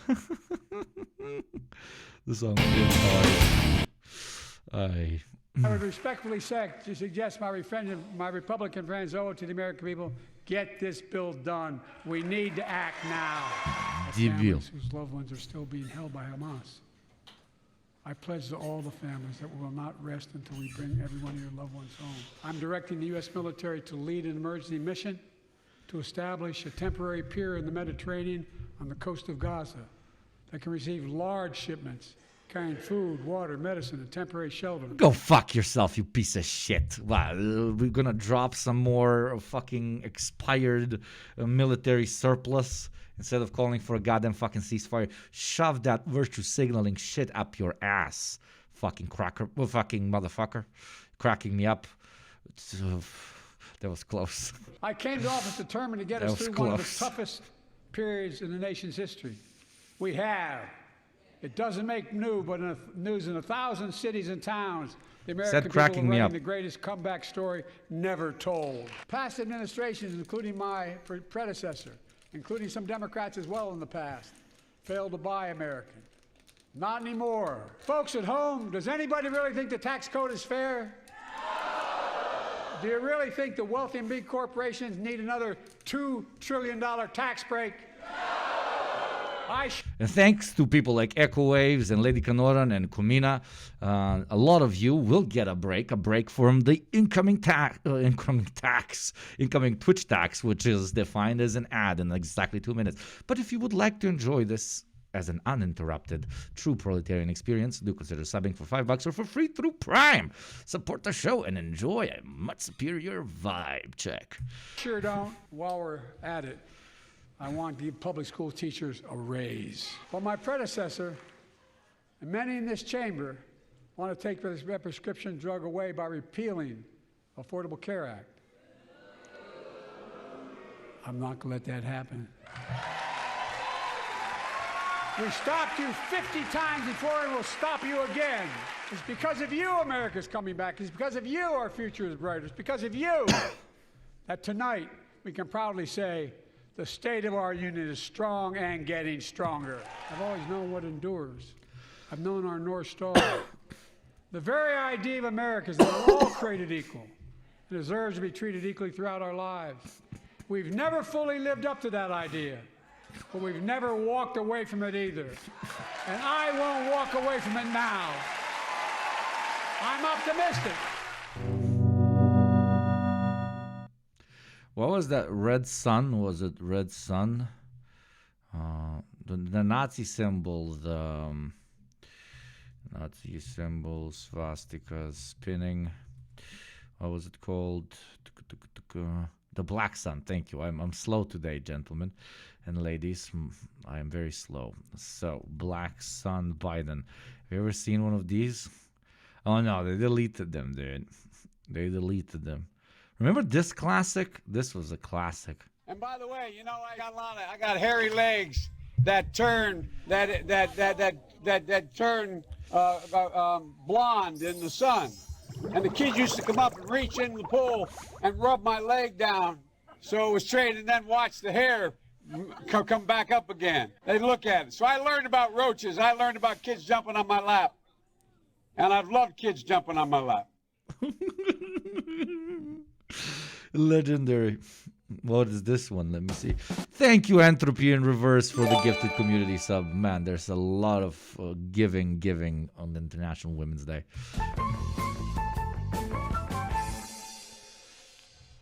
By the way, for those new in chat, we had reached 1,000 subs. We were very proud of ourselves, but the way Twitch works, it kind of kicks off some subs. That's why we're on a lower rate. Not that people like left, but gift community subs need to do the resub, otherwise they're kicked off of the count, etc., etc. Just so you know why that happened. Not that I said something wrong and people left.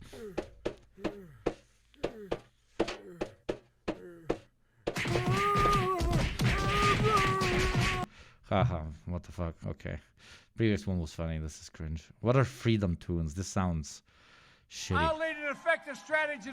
What are freedom tunes? Tricking women into fixing the border. Okay. Black history is queer history. Okay, Jesus. God. Oh, fuck. What did I step into? What in the 9 fucks did I step into? Yeah. But yes, the problem with America is the illegals crossing over and bringing all the fentanyl, all the fent. And the bigger problem, actually, is video game women in video games, or God forbid, the true Satan of modern America, the true enemy, black women in video games. So apparently this has been a very large conversation recently, and that is that good old Gamergate might be back. When you see numbers like 941,000 from When Gamers Fight Back, the Sweet Baby Inc. backlash. I don't think I know enough about this, but I'm extremely triggered by this man's name. Listen, motherfucker, listen. There can only be one critical drinker on the internet, and that is me, motherfucker, okay? And we're drinking good tonight, thanks to chat. We're drinking some expensive shit, okay? Critical drinker.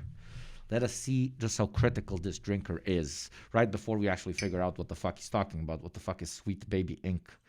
I think I know. That's like the company that does the thing with diversity training when it comes to how to better write characters that are of particular cultural or ethnic backgrounds, so that or gender, etc., so that they can better write the characters to better fit the actual background from what they to what they are supposed to represent, blah, blah, blah. Okay.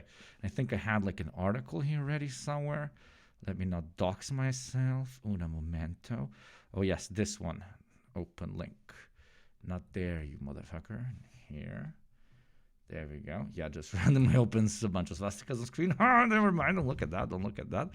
There we go. Okay, so a company called... Let's read chat. I know your brains are gonna melt. So, a company called Sweet Baby Inc. has become the target of anti-woke gamers because it offers consultancy work and industry standard service that's been normal for years. But no, it's ruining our world. We're gamers. We all have our opinion of gamers here, which is we all put them on the island of Britain after saving all the class-conscious Britons from there and leaving it to all the insane people. So, if you're gently confused as to why everyone was obsessed with an allegedly sweet baby, then you're certainly not alone. As per a Kotaku report on the subject yesterday, a Steam group has picked up traction to the tune of 70,000 members at the time of writing. It's called Sweet Baby Inc. Detected, as if to warn discerning consumers of invasive DRM or something. Instead of warning against potentially sketchy software, though, these concerned gamers have instead perceived a rise of ideology that somehow is that's somehow taking over the industry by force. Kotaku's senior editor spoke to a handful of members from the group's Discord who were primarily concerned about ideological worldviews that I believe have taken hold of the Western world media and gaming as a whole. Oh my God, are they talking about embracing the status quo and not having any sort of vision of an alternative mode of organizing society? Very many nerdy words coming out of my mouth, but no. In other words, the kind of stuff that caused an entire fleet of gamers to construct their own anti-woke sci-fi convention. My boys, Gamergate 2 is happening. Oh my God, 2016 is back. For all you young motherfuckers, you missed out on the wildest days. I can't wait for the fucking compilations of purple-haired women screaming. This is going to be absolutely legendary. God, you missed on the peak period of the internet. We're so fucking back. There's going to be so much content. God damn it. And Trump is going to win the election. Jesus, the next 4 years are looking fucking incredible for the reaction classes, as I like to call them, of internet content creators. So, in other words, the kind of stuff that caused an entire fleet of gamers to construct their own anti-woke sci-fi convention, rally against power-saving console features, power-saving console, what the fuck? Rallying against power-saving console features as they were a big statement on climate change. Or start lengthy Twitter threads about how they accurately rendered alloy with the usual amount of hair a woman has on her face. Oh, I remember that period. Oh, that was classical, dude. That was classical. Forbidden West is gorgeous and so is alloy, but being a real woman is too much. Kenk, can you explain to me why the hell alloy has a beard? Yes, very bearded woman.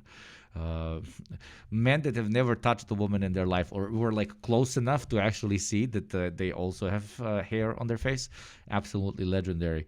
Not having it is called a disease. That's funny enough. The situation grew in scale as some like did the unhingedness on these motherfuckers. My boys out here, biggest concern is that they put hair on a woman's face. Not fappable enough. She must look 12. She must look like she does not have any facial hair. We only masturbate to the children here. The situation grew in scale as some sweet baby employees, frustrated at the idea of a curated list specifically made to avoid games they worked on, acknowledged the group on social media. While the tweet has been removed, one employee also discovered and shared the group's curator's Twitter account. Come on, they really did that? That's a fucking rookie mistake, man. That's a rookie mistake. If a member of an organization that is being called that, it's attacking the white man's true position in video games, goes out and posts about this is just going to create a massive hurricane around it and just push like more people to scream, oh, censorship, oh, more freedom of speech, more freedom of speech. They do be attacking my video game. My video game is under attack. Regardless of your opinion on that, it should be noted that Steam's guidelines for this sort of thing prohibits insults. Blah, blah, blah. The creators and members of these groups are responsible for ensuring that they adhere to all the guidelines outlined above. Sweet Baby employees maintain that overall their job is to provide assistance to companies that already want to improve already existing diverse elements, as per the company's CEO, but the perspective is never that we're coming in and injecting diversity. For the most part, it's the reverse. It's that a company has created a character and they want to make that character more representative and more interesting. Is exactly what you should do if it's a non-completely fictional world scenario and people actually have cultural backgrounds based in the real world, such as, for example, I'm guessing they worked on Alan Wake, such as the characters in Alan Wake. Then if you don't have any fucking black women on the writing staff, maybe you should come and consult. That's like fucking what the fuck. I wish Americans had done that back in the day before making movies where Slavs look like this. Rocky.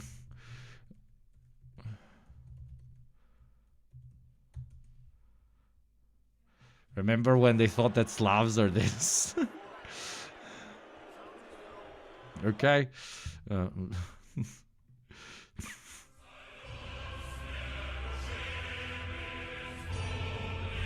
This is Slavman. Slavman, this is, I am a Slavman. I wish we started that back then, honestly. Would have had a much better childhood, NGL. Sweet Baby is a narrative development company, according to its CEO, Kim. So yeah, they come in, basically, okay, I'm getting it, I got it. They come in and they consult on having more believable, diverse characters, because very often the staff working on the game might not have had interactions with people of a particular ethnicity or particular gender and so on, so they don't really know what to write. So these people come and they help. Seems decent.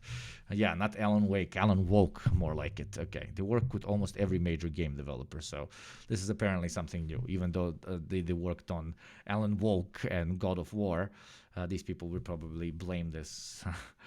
When games go woke, they go broke. I love that scenario. Even though the biggest game right now on planet Earth, I'm level 32 by the way, we might stream playing it tomorrow. Helldivers 2 is the most woke shit I've ever seen in my fucking life. It's so insanely political. It literally opens on a political statement that obviously a bunch of gorillas misunderstood. But no, the Critical Drinker, I'm already extremely triggered by the name. Let us watch and let me measure my liver size with him, shall we? Interference, corporate bloat, mass layoffs, substandard writing, embarrassing visuals, the destruction of legacy characters and franchises, and an unhealthy focus on the message. Now, you might imagine a game that doesn't have a message. My boy Super Mario had a fucking message, my boy. I think I'm talking about the self-inflicted. Fucking Pac-Man had a message. Problems facing modern day Hollywood, but you'd be wrong, mister, because today I'm going to be talking about the video game industry and the crisis that's rapidly unfolding in it. But first, allow me to paint you a picture, dear viewer. Imagine for a moment that you're a major games developer, and due to years of corporate mismanagement and substandard hiring practices that prioritize diversity and inclusion over actual talent and creative ability, your studio is now These guys will like, it will stare them in the face that the capitalist looks at them as little cash cow fucking basement dwellers.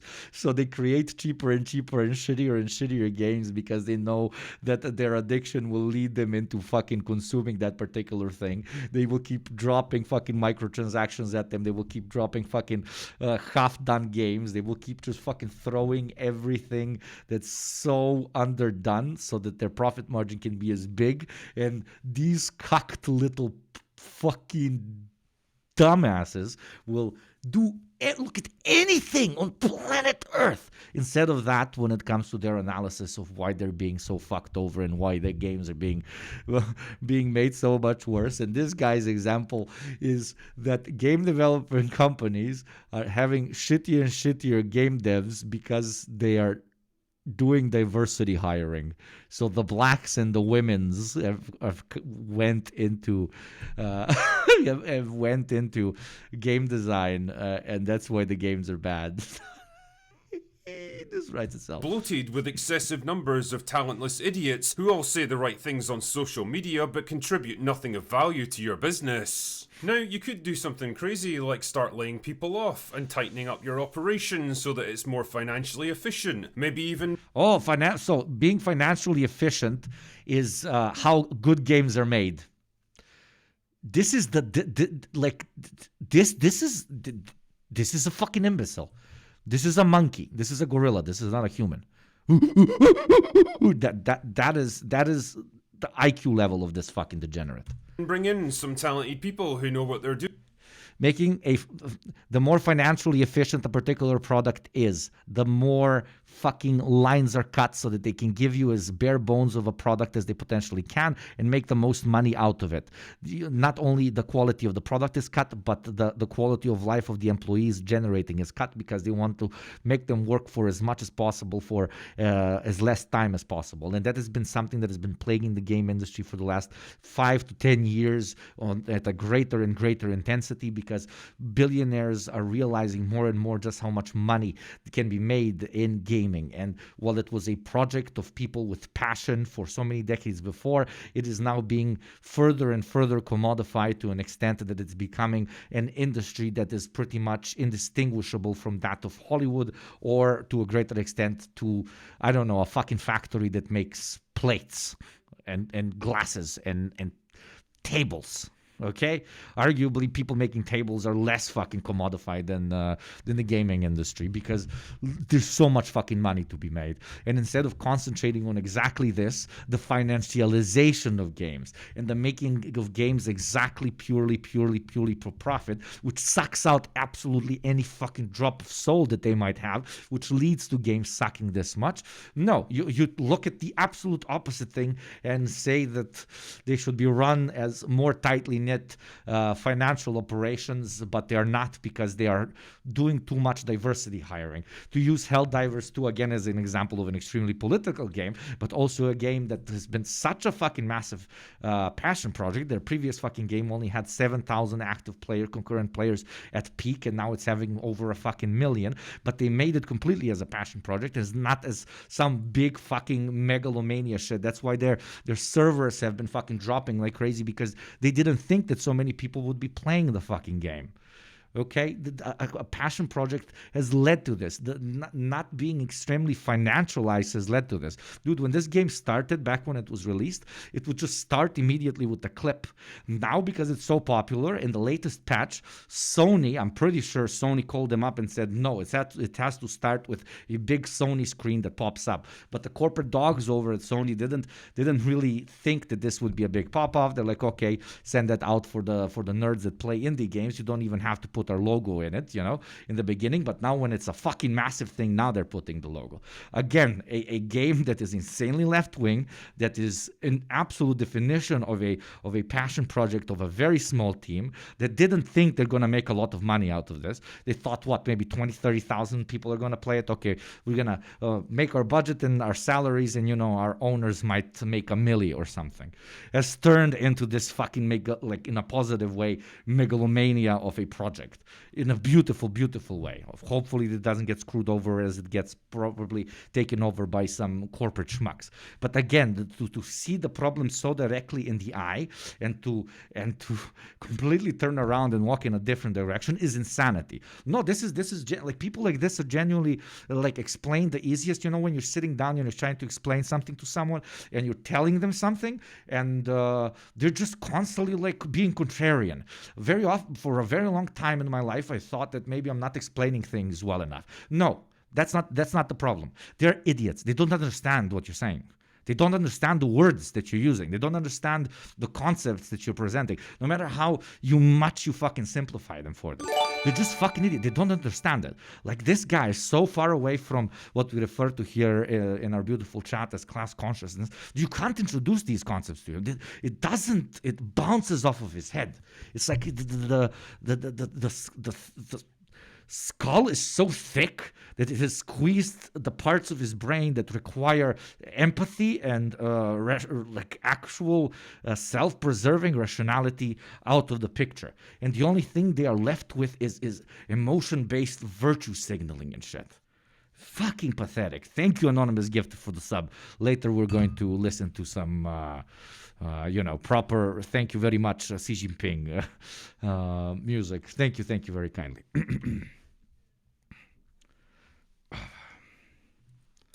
But yeah, sorry for the rant, but Jesus fucking Christ, this fucking imbecile, bro. Just the like, I love when they go into this sort of direction, like the dumbest direction. You expect them to go around, no, just says the most unhinged, most idiotic fucking sentence he can. It's more he's just calling efficient. black white. That's it. Maybe even bring in some talented people who know what they're doing. But By the way, the ad is playing. Oh, the better solution here is clearly some of that sweet, sweet ESG money that can tide you over until you can shart out the next buggy, overpriced, unfinished, barely playable piece of crap that's going to force players to use endless microtransactions and expensive DLC just to keep up. Yeah, literally a game made by a massive corporation and shipped out too fucking fast that he's using as an example of a bad game is literally what you create when you're completely profit driven. But no, we will completely ignore this and blame that Bethesda hired a bit too many fucking blacks to work in their offices. I smart. love the gaming industry today. But wait, there's a problem. All those big financial investment companies will only lend you their money if you can prove that you're good little boys and girls whose games correctly push the message. So what to do? Well, in this case, you hire an outside consultancy firm to advise you on how to make your upcoming game more compliant. Let's call them, Honeyed Infant Incorporated. Now, on paper at least, they sound like a pretty good prospect. A small but very specialised consultancy group that can come in and work closely with your dev teams to break down and analyse the story and design of new video games and advise on how to make them more emotionally resonant, holistically inclusive, quintessentially effervescent, and other meaningless word salad buzz phrases. Yeah, there you go. Exactly what we were saying before. He doesn't understand the words. He doesn't understand them. Like he's a monkey. There's no other. Thank you, Jaws, for the donor. I quit my soul-sucking job today. I quit my soul-sucking job today. Going to be more active in my community and organizations. Also get to watch more streams now too. Fuck yeah, Jaws. Fucking OG chatter up in here. I'm glad. Congratulations, my brother. Never look back. Never fucking look back. Fuck him. Fuck him. Just like this guy, fuck him because he cannot understand words. He's a fucking gorilla. We need to give him one of those like that they use for babies or for the buzz buttons, like buzz speech buttons for dogs. Yeah. So I guess to explain to reactionary gamers what what the problem is with the gaming industry. We need to buy one of these. 8 weeks old. Okay, one of these, and that's maybe how they're gonna understand. We tell them, so is game bad because minority game designers, or is game bad because it's only being made to make profit and it's a copy of the previous game that's going to be filled with microtransactions? And they're like, where is button for N-word? And we're like, no treat for you. Press the other button. Press the other button. God fucking damn it, man.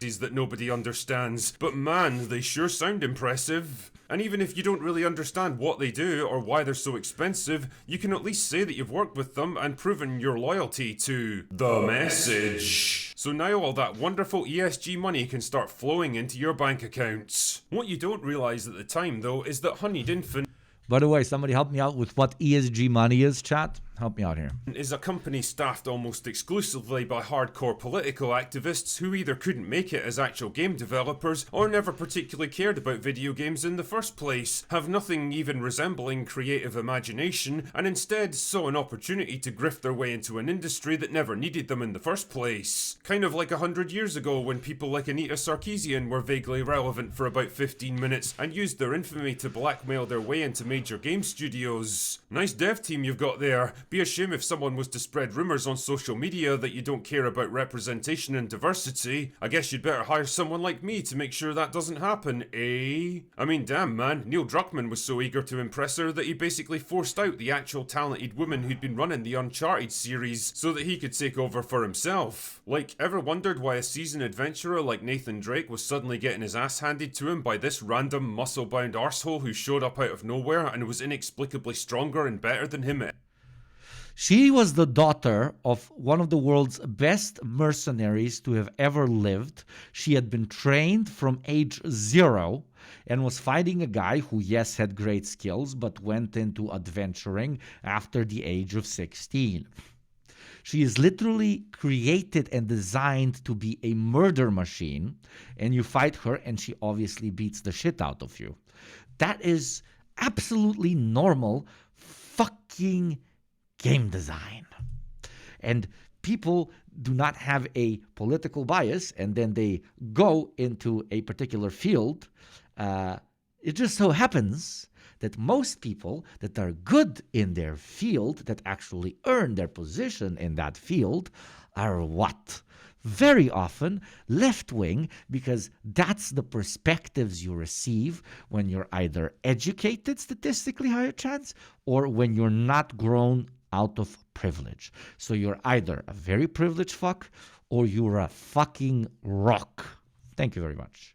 But yes, using that as an example is fucking insane. This guy has never played Uncharted ever. He just saw black woman beating Nate. Fucking... Everything? There you go. Ever wondered why Last of Us Part 2 embraced the Disney approach to storytelling? The Disney approach to storytelling. Last of Us 2, the Disney approach to story. The Disney approach to story. Yes, Disney is very famous of having a main character in one game and then questioning everything in one movie and then questioning everything that they had done in that first game by looking at the perspective of the children of those who he murdered. I fucking love Joel. I think that Joel absolutely did the right thing by mass murdering those fucking cretins in the fucking hospital. I don't give a fuck if my daughter can save the fucking planet because she has a fucking genome and probably the chances for that are 1%. I'm burning the whole fucking hospital down. I don't give a fuck, okay? Some things are above morality in my modest opinion. But to say that that's bad writing or that it didn't actually tell a very interesting story and a new perspective that actually made me think and that I actually learned some lessons out of is, again, you just being too stupid to get it. You're just literally too stupid to get it. You don't get it. You don't get it. That's it. Like, you don't get it. Make his name a gay! Ellie's gay, by the way. Ever wondered why it retconned the hero of the first game into a dumb, gullible, spineless sap who walks into ambushes that he never would have fallen for before and stands there like a fucking goldfish while his adopted daughter screams and berates him for the crime of saving her life, completely ignoring the impossible position he'd been put in and the slim chance of success, even if he'd get. But also, absolutely, that's what's good writing. It's complicated. She both is grateful to him for saving her, but also knows that maybe her death could have led to the salvation of the entire world, and she is fighting that within herself, as well as within the relationship that she has with her adoptive father. Like, it's oh my god, the characters aren't black and white. I am losing my shit, girl. That is what's his fucking monkey name? Critical Drinker. Given her up, or why the intro feels the need to work in the subtle as a sledgehammer social pandering. What you got there? Bigot sandwiches. Smells good. Or the blatant sacrifice of morality and common sense in favour of my themes. Or this big old slab of beef that we're somehow supposed to identify with. There you go. Anyway, I digress. The thing is, that big slab of meat that we're somehow supposed to identify with. Meantime, my bro plays fucking this guy. Okay. Meanwhile, my bro identifies with this guy. Okay. Let's see who he might identify with more. My boy. Yeah, my boy. Bravo, I found a target. My boy identifies with anime character 77 from Irregular Show 55th. Honeyed Infant now have carte blanche to come in and rewrite your new game in any way they see fit, because their word is basically law now. And because all they really care about is making themselves feel better by lecturing their... Oh yeah, let's use an example of literally a game that fell through because it's just recycling those same old fucking Marvel bullshit. A game that was incredibly poorly made because it was created as a soulless corporate project and a product that is just going to be sold to the masses. Let's use that as an example of diversity bad equals game bad. I am smart. This man obviously doesn't drink, because people who drink actually sit with their own thoughts and actually come to certain conclusions that aren't as fucking gullible as this. That's the word, gullible. This is just gullible. This is stupid and gullible. The rest of the Just being like stupid, like straight up stupid. World about social and political issues that specifically matter to them, they begin to make changes. Lots of changes. Got a legacy straight white male hero that's been hugely popular and the mainstay of your franchise for years? Well, clearly he needs to go in favour of someone more diverse and worthy, who we're going to take every possible opportunity to remind the audience is better than straight white male hero in every possible way. But how exactly to get rid of him? Well, let's just say he's gone off to find himself because he got sad or something. You know, whatever. As long as he's out of the picture, that's all that really matters. Got a whole bunch of straight white male heroes to take care of? What the hell? Hey, we want to tell different stories with different characters and introduce different characters. Unfortunately, we have to do something with the previous character that we had in the show, so we have to make some sort of excuse for him to exit the picture while we're introducing the new character. But we want to tell that story in the same world, so that is why we needed to do this. There you go, explained. But no. Here, well, I want the same game with the same character being remade, and that is, you know what game?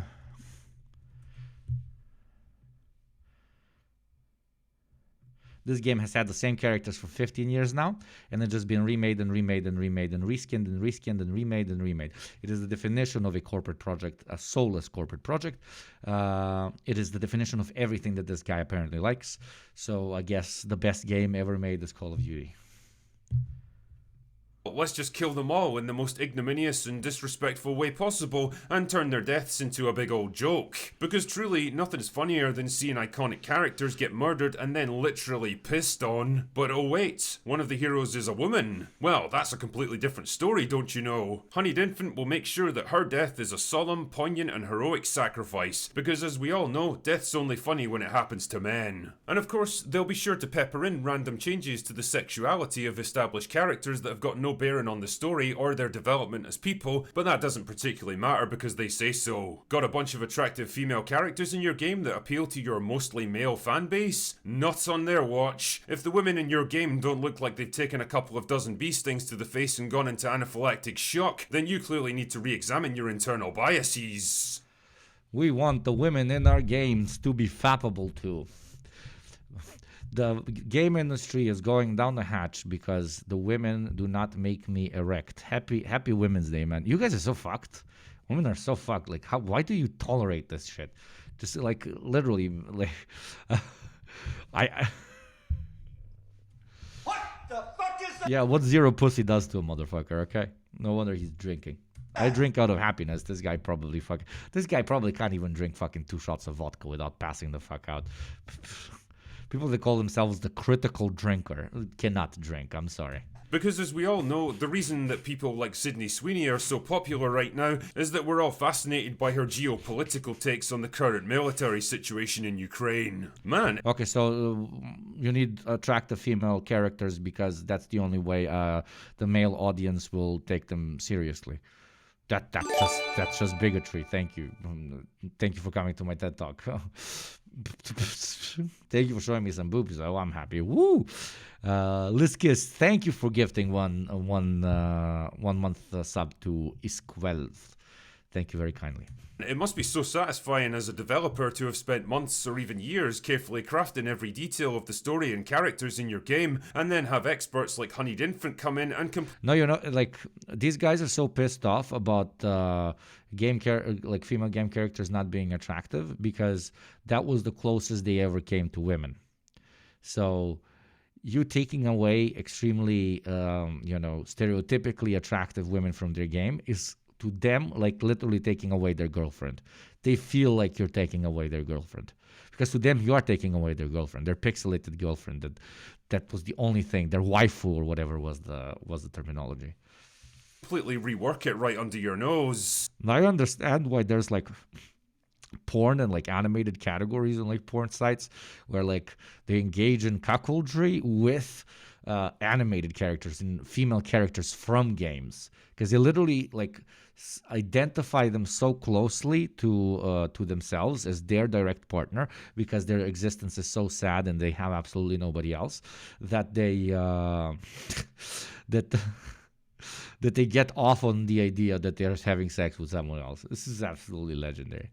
And what's even better is that you're not allowed to complain nor object to any of it because you don't want to be the one guy in the room who goes against the message. But wait, there's a problem brewing, because when the game finally releases, it turns out that all of Honeyed Infant's changes weren't quite as popular as the terrified echo chamber planning sessions predicted. Sales are cratering, active users are plummeting, and people are demanding refunds. People don't want to play the game because it's too diverse, not because it just sucked. Great. In their thousands, all that extra revenue you were buying. And another game that's currently the most popular, you literally cannot guess the gender of your character. You can only choose a voice type, or you can have it randomized. Literally, when the game starts, it completely randomizes what you are, and you cannot, because of the suit they're wearing. And again, the suit is not gendered in any way. You can choose if you're more brawny or if you're more lean. You can absolutely not guess what gender or quote unquote traditionally defined sex characteristics you might have. Literally the most popping off game right now, that they would have fucking shit talked like crazy this aspect of the game if it wasn't the most played game on the planet currently. Banking on has failed to materialize. It's almost as if people never wanted this stuff in the first place. Am I so out of touch? No, it's the children who are wrong. And no. Again, this guy it's legendary how the jokes he uses. But sorry, my brain is still in the previous argument, the earlier argument of games should be better if they become a better run financial institutions. Speaking of better run financial institutions, the only way for this channel to be a self-sustaining, well-run financial institution that can continue giving you these hottest of hot takes is if you sub for free through Prime or $5 a month and avoid the ads, which are about to play in exactly 25 seconds. Thank you kindly for your consideration. Not only are gamers up in arms about it, but they've also begun tracking other games that Honeyed Infant have worked on, and they've begun to notice a pattern. Almost everything they touch ends up being a worse product because of their input. But what to do? Do they allow it to blow over Thank and you get very back much to for the 100 work? bits. Do they reassess their philosophy on what customers want from their entertainment and try to produce better work in future? No, of course not. What they do instead is start an active campaign to silence and censor anyone who speaks out about them, which in turn fans the flames of controversy and attracts even more attention to the problem that they created. Because truly, if there's one strategy that always works in business, it's going to war with your own customer base. Just ask Disney. But now the truth is out, and what started out as a minor problem has turned into a national scandal that everyone on the internet is talking about, and suddenly there's talks of boycotts and protests and mass layoffs, and gamers everywhere are actively rebelling against the message and anything. Gamers everywhere are actively rebelling against the message. Oh, you enjoy being stepped on by Daddy Capital, don't you? Oh, you love it. Thing that companies like Honeyed Infant have touched. And now you're probably wishing that you'd run a tighter ship, spent your money more wisely, and hired actual talented people to work on your games instead of activists masquerading as industry consultants. But hey, it's not like any of this stuff could actually happen for real. Could it? Anyway, that's all I've got for today. Go away now. You had quite Welcome a back bit to to give Nerd us. You got quite a bit to give us. And I have another one we want to watch. Sweet Baby Inc. destroyed video games, now attacking gamers. Hey gamers, we are being attacked by a man who is wearing InfoWars glasses. I just noticed this. Legendary. And you guessed it, Sweet Baby Inc. is at it again, and the AAA gaming industry is on fire. For those lucky enough to not know who Sweet Baby Inc. is, my apologies. They're an inclusion-focused narrative and consultation company. We're building a team and a process in hopes of building a kinder, more sustainable... My boy already sounds like he got the transcript. Oh no, it's 5 days ago. So maybe Drunk Gamer got a transcript from this guy's video, ran it through ChatGPT, said please paraphrase, and made his own video. Cut like 4 minutes. God bless, God bless. Industry at every scale. And by sustainable, they mean burn money as fast. Rueze, apologies for the unrelated message, but I'm interested in visiting Bosnia in the next few months. Google says it's unsafe due to terrorism. What the fuck? No, go visit Bosnia. It is safer than almost all of Western Europe and 100 times safer than America. The Balkans are ridiculously safe. They're poor, but they are ridiculously safe. Just don't like run through Sarajevo and scream, God bless the Republika Srpska army, or through Banja Luka screaming, Bošnjaci did nothing wrong, okay? If you don't do that, you'll be fine. Fast as they possibly can. And by kinder, they mean be cancel pigs. And by inclusive, they mean just randomly race swap people for no reason whatsoever. Whether you need a fresh pair of eyes or a guiding hand, we're here to work with you and destroy your multi-million-dollar game. They create and complete narrative deliverables by keeping the player in mind, assuming that player is a black non-binary lesbian in a wheelchair. With a focus on Thank you, Freakish Faye, for the sub. Welcome, my friend. Assuming the player is a black non-binary lesbian in a wheelchair. All this diversity, equity, and by the way, at 900 subs, we look at the cat book. inclusion. Who knows. It's all just code. It's all just newspeak for Marxism. Call it neo-Marxism. Our boys direct. At least the previous one said the message.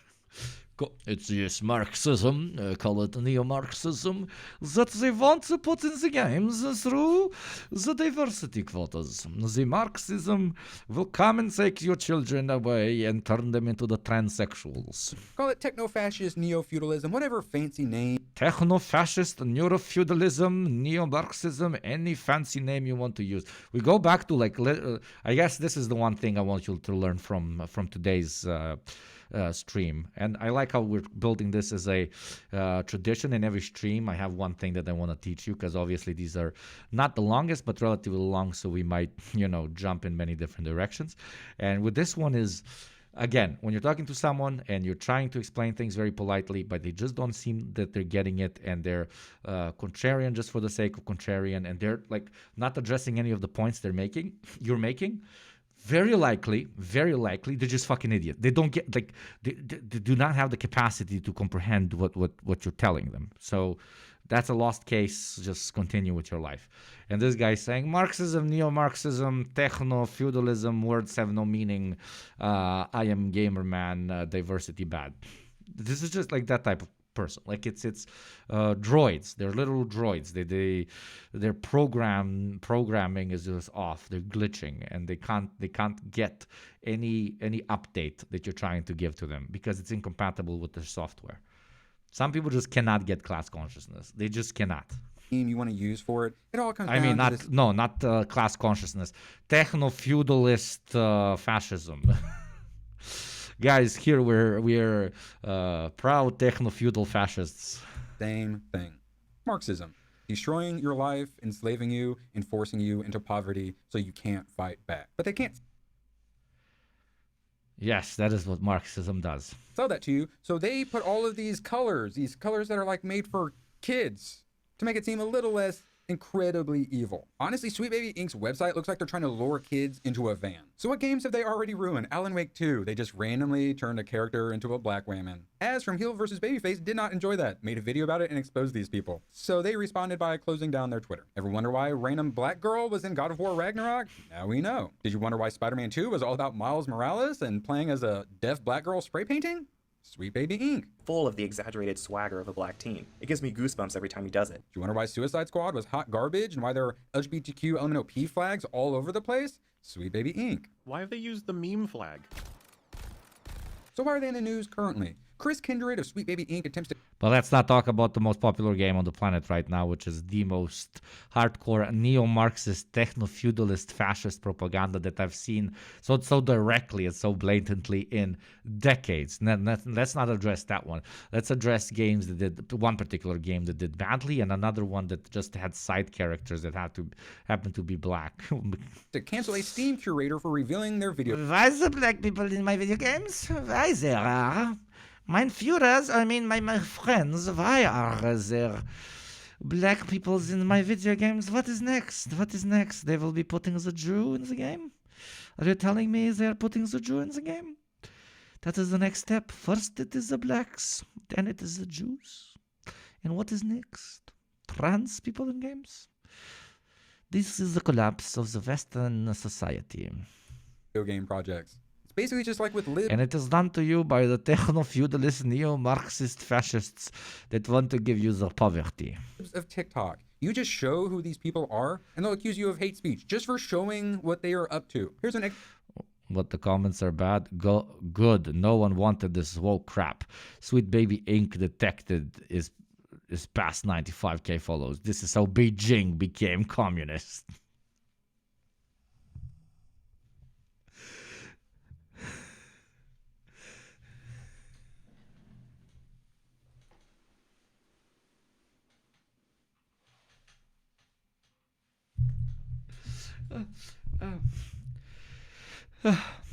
Hold the line, people. These ultra-woke non-gamers will murder our beloved pastime if we don't do anything. Boycott all games, Sweet Baby touches.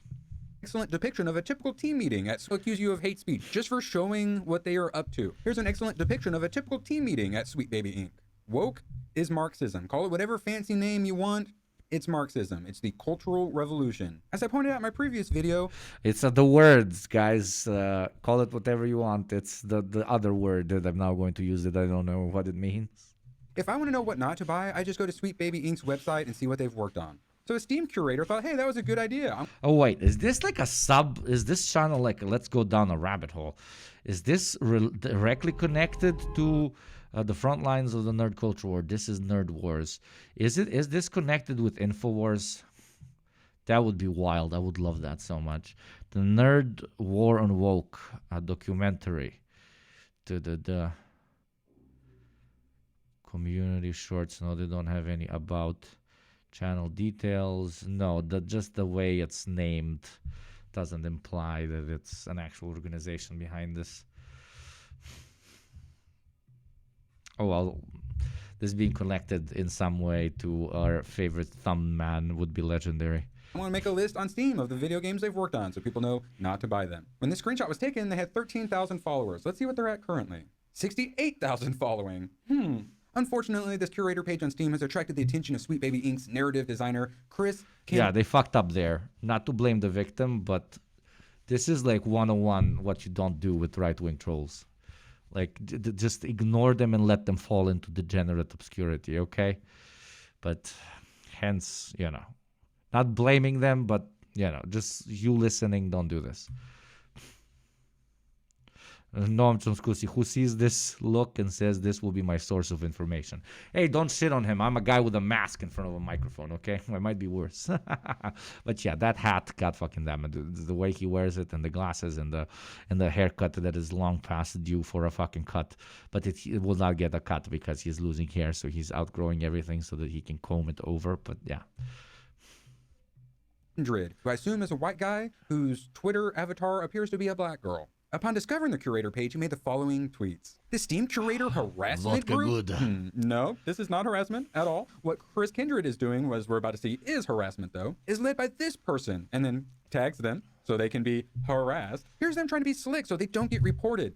For what? Even with the discriminatory language filed off? Yeah, this one is at 11K. The last one was in 3 days, 930K.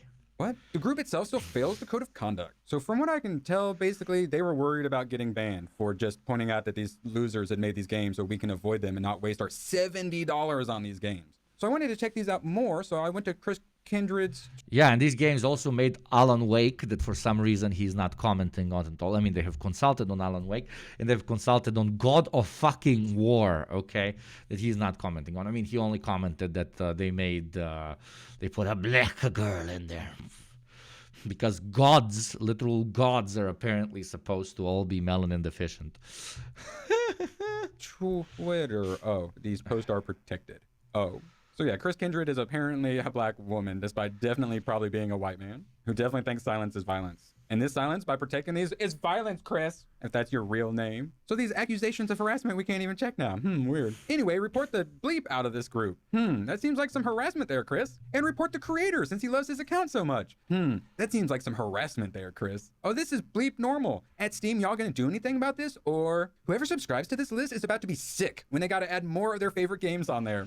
Okay, blah, blah, blah. Yeah, now he's just going to quote the tweets forever. They can't show us. They can't show what we say because people say, oh, well, they have some good points. Instead, they have to just call us names, make up lies, just fallacy after fallacy after fallacy. And if that doesn't work, they have to cancel us and have us removed. We want to show people them. We want these people talking. They do not want us talking. That itself, that's all you need to know about who is on the right side in this discussion. Chris Kindred, presumed white male, is another of the many activists who have infiltrated the Western video game industry in hopes of using that platform to proliferate Marxist agitprop. Fanipulse, you guys are doing excellent work. This has become a problem within the industry for a little over a decade, and people like Chris Kindred, presumed straight white male, have made it clear that they hate their audience completely. Like, hate isn't even enough of a word. It's far, far more strong than that. They want to put us into camps and re-educate us with hard work and bullets. In which for...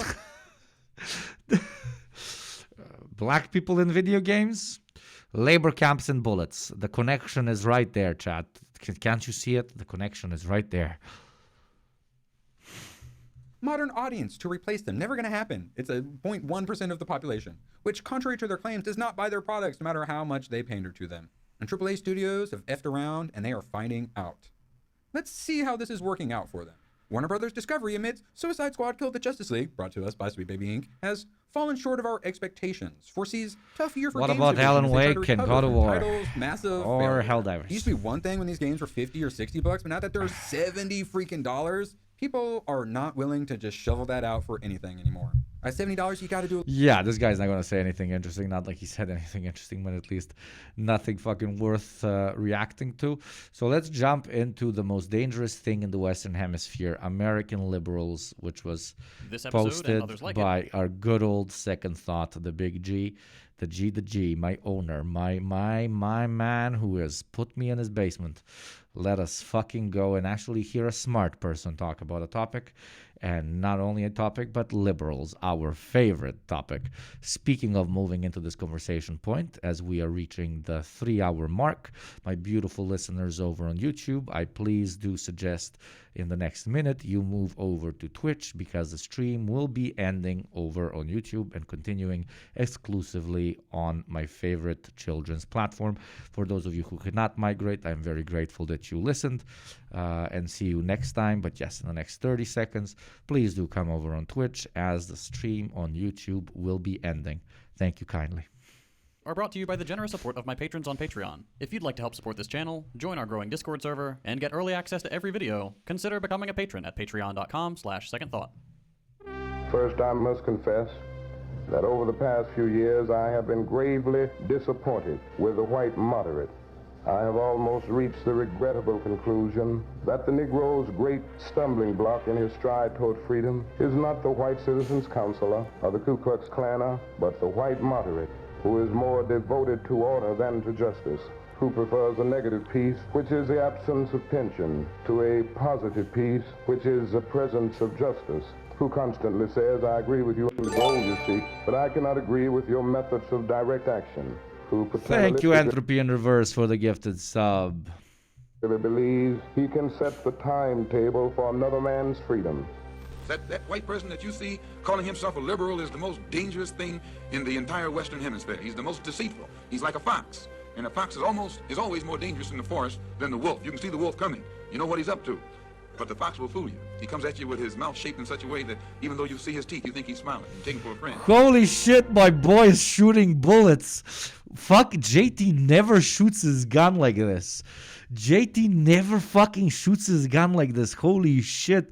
My boy, oh lord. I did not see this coming. I mean, he kind of insinuated something to me and Hakeem, but oh my god. He fucking really unzipped that fucking Texan schlong and just let it drag all over the floor. I apologize for that allegory. Alright. Rolling. Who are the two before that guy? You don't... Yeah. Okay, let's go. Over the past 5 months, just about everyone I know has come to the same conclusion. Dyed-in-the-wool liberals are as much the enemy of normal, decent people as conservatives are. And when I say liberal, I don't mean your average Joe who likes Harry Potter and Marvel movies and doesn't really think about politics outside of election years. Will you shut up, man?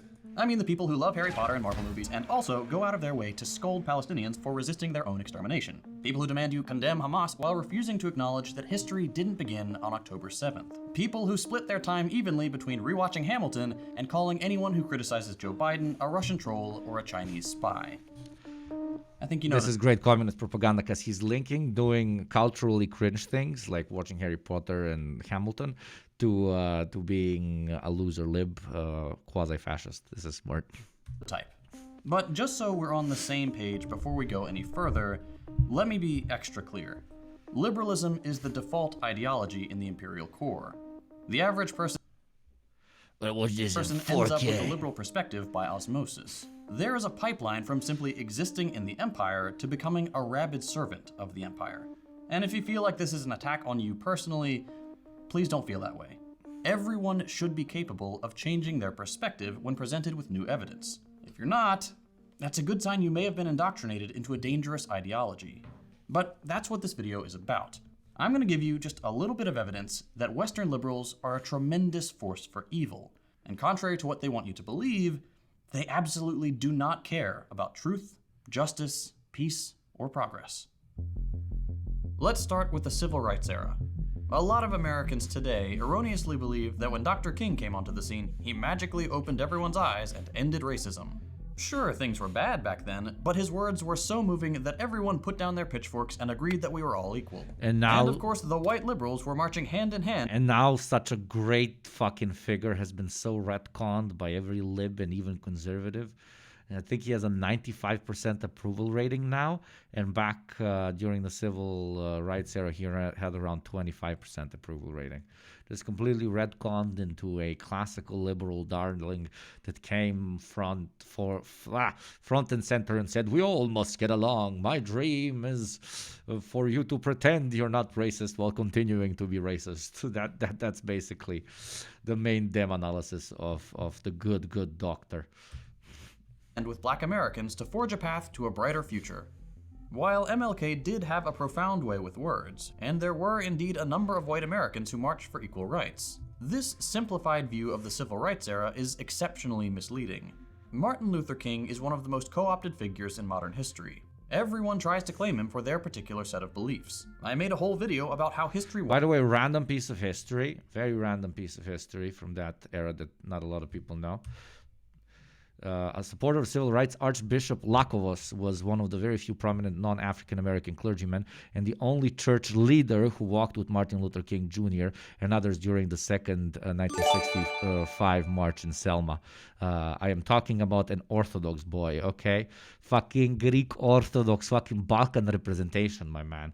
LARP as much that we are fucking racist psychopaths, but my boy Orthodox, only church leader to actually have the audacity to support my boy MLK. Just random piece of information. And thank you, Liz Kist, for the gifted sub, especially to all these beauties from YouTube coming in. But the thing about these people waxing poetic about how great King was is that 90% of the time, and thank you they for hated the man other they lived in gifted the same sub, era. Liz Kist. Thank you very much. Think about your family members today and how they reacted to the black people waxing poetic about how great King was is that 90% of the time, they would have hated the man had they lived in the same era. Think about your family members today and how they reacted to the Black Lives Matter rallies and protests. If they're anything like my family, you probably heard some pretty ignorant, hateful statements. The same exact thing happened in Dr. King's time. Police brutality, rampant racism, and constant attempts to misconstrue what the movement was really about. The thing that always concretizes that fact for me is this comic, by the white moderate cartoonist Charles Brooks. King talking to a reporter with the city destroyed in the background and some white people lying on the ground, and King saying, "I plan to lead another non-violent march tomorrow." This is exactly what we see today. Liberals get uncomfortable and suddenly they're not for equal rights anymore. Or more accurately, they still say they are, but they just have some concerns about optics. That's not how you're supposed to protest. Why can't everyone just protest peacefully? Why? So you can ignore it? The entire point of protest is to be disruptive. But even if we put that aside... Well, you know what else is disruptive? Twitch ads. If you would like to skip this one and support the show, do consider becoming a sub and avoid the coming one in exactly 1 minute. No one wants to have to protest. They want things to change with as little friction as possible. This ad will, by the way, be 60 seconds, just so you know. 60-second ad. But that's just not how things work when the oppressor class likes their position, and that position is dependent upon subjugating another class. It's like Castro said during the Cuban Revolution. The people did not choose the path of armed struggle. It was the path that was forced upon them. Same with Palestine. Wonderful, a new the child number soldier, of tweets I've seen from liberals saying, "I don't understand Thank you, knife emoji, for the sub. Welcome to the community, my friend. why they can't just peacefully protest," is insane. And every single time, For 3 months even. Jesus, wild. someone claps back with a different instance of Palestinians peacefully organizing and being killed all the same. By the time King penned his letter from Birmingham jail, which you heard some of at the beginning of this video, he had become disenchanted with white northern liberals, who had earlier in his career been his greatest source of white support. But when King started talking about systemic issues that intersected with racism, So the pipeline that I love to talk about so often, a lot of people think that a part of the pipeline into radicalizing towards class consciousness, which is a polite way to say revolutionary mentality, and a less LARPy way, let's be honest, because revolutionary mentality sounds kind of scary and pretty fucking LARPy, so let's call it class consciousness, at least in the context of Twitch, my beautiful, beautiful chat. A lot of people think that being a liberal is somewhere in that pipeline of radicalization. No, being a liberal is completely outside of it. The same way being a conservative is, etc., etc. Being a social democrat, for example, absolutely is a part of the pipeline.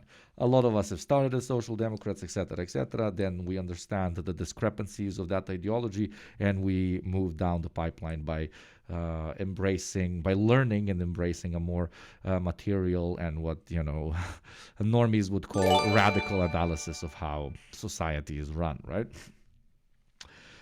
But liberals and conservatives are completely outside of this pipeline. When you bring them into the pipeline at the lowest level, let's call the SOTSDEM perspective. So liberals, you could call SOTSDEM allies and so on, even though it's problematic. But getting a SOTSDEM down the pipeline is a billion times easier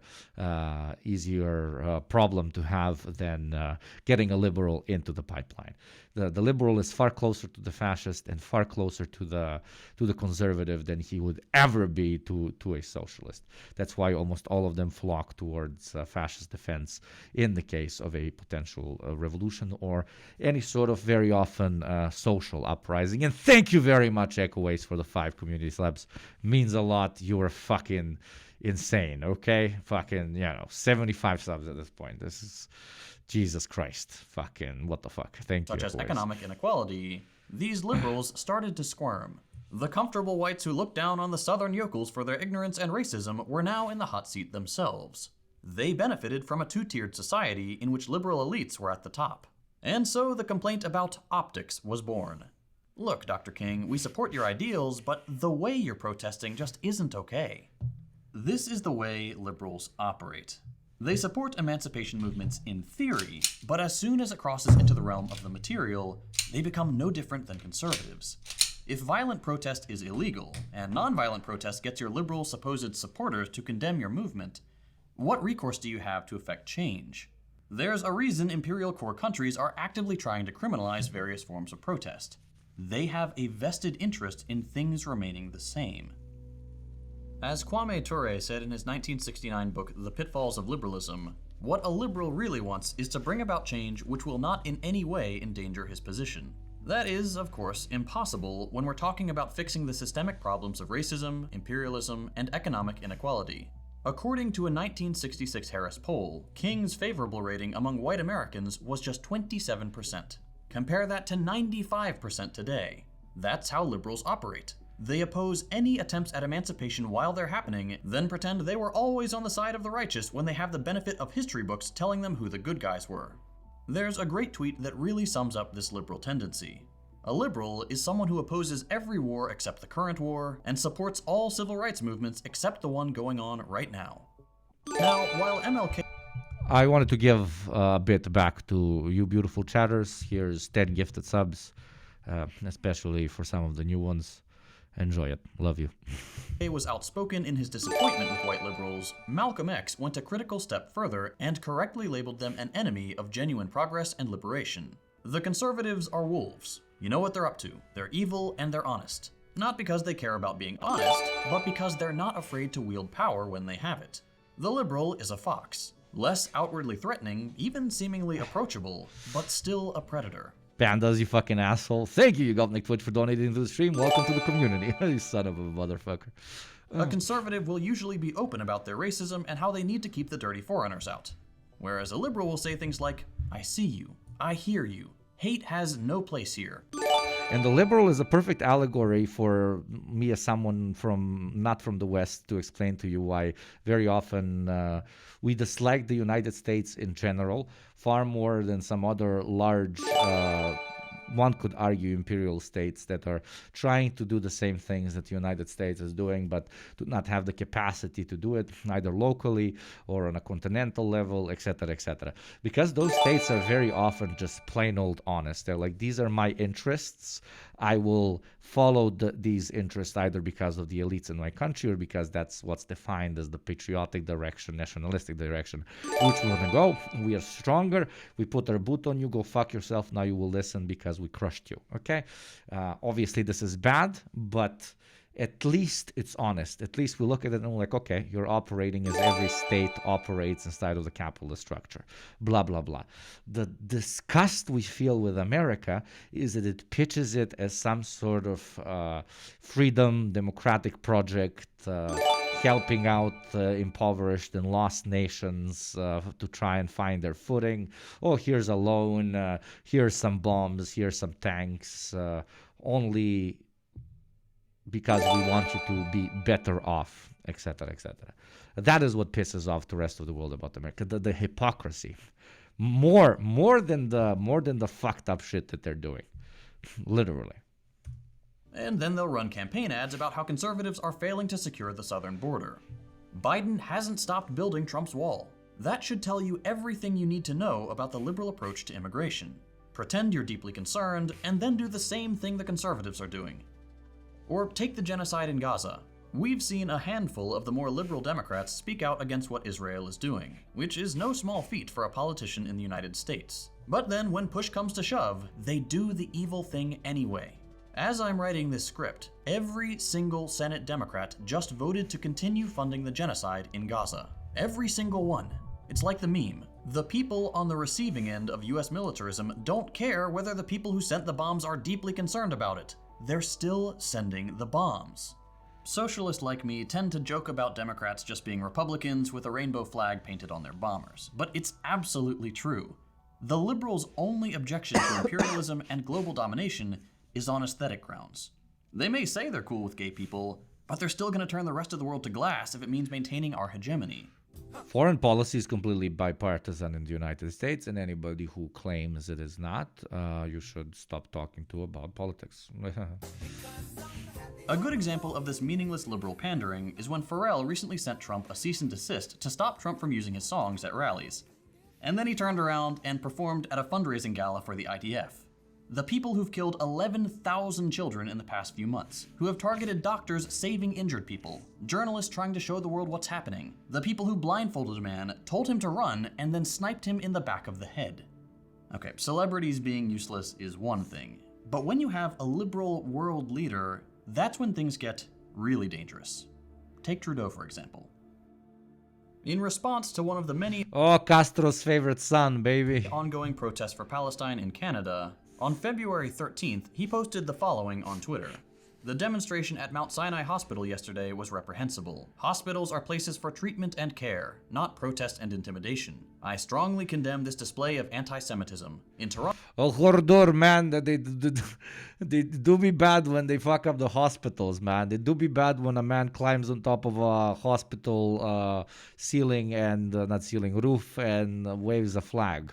But it do not be bad when Le Bomb Wonderful, fall a new on the child hospital. soldier, subscriber. Thank you very much, Dulkwash, for the sub. Welcome, my friend. Toronto and across Canada, we stand with... I mean, that's again the whole conversation about aesthetics. These guys only care about aesthetics. Aesthetically, the bombing of brown people is not something that their liberal voter base really gives any flying fuck about, at least not in the West, at least not in Canada. Therefore, criticizing the bombing of those brown people will not really give them any points when it comes to broadening their voting body. But the aesthetics of somebody waving a Palestinian flag in a hospital, especially if you give it additional undertones of anti-Semitism, gets you an expanse of your voter body. The liberal cares about nothing but aesthetics. Representative. At least the conservatives fucking honest about it. With Jewish communities against this. You can have a beer with a conservative, and he will tell you in the face that he just, if he was given the chance, he would take you out behind and he will shoot you. And you can tell him if you had the chance, you will take him out behind the fucking bar and shoot him, okay? And you can have a beer being honest about your hatred between each other. You cannot have a beer with a liberal because you do not know what he's thinking. You're going to go over to take a fucking piss and he's putting a fucking roofie in your glass. Hate. This is insane. If you've been online at all in the last 5 months, you'll know where I'm going with this. Justin Trudeau, liberal darling, has supported to the hilt the Israeli apartheid regime, which has bombed every single hospital in Gaza out of operation. Not only that, these monsters also dressed as doctors and nurses and infiltrated a hospital to shoot and terrorize the patients and heroic staff inside.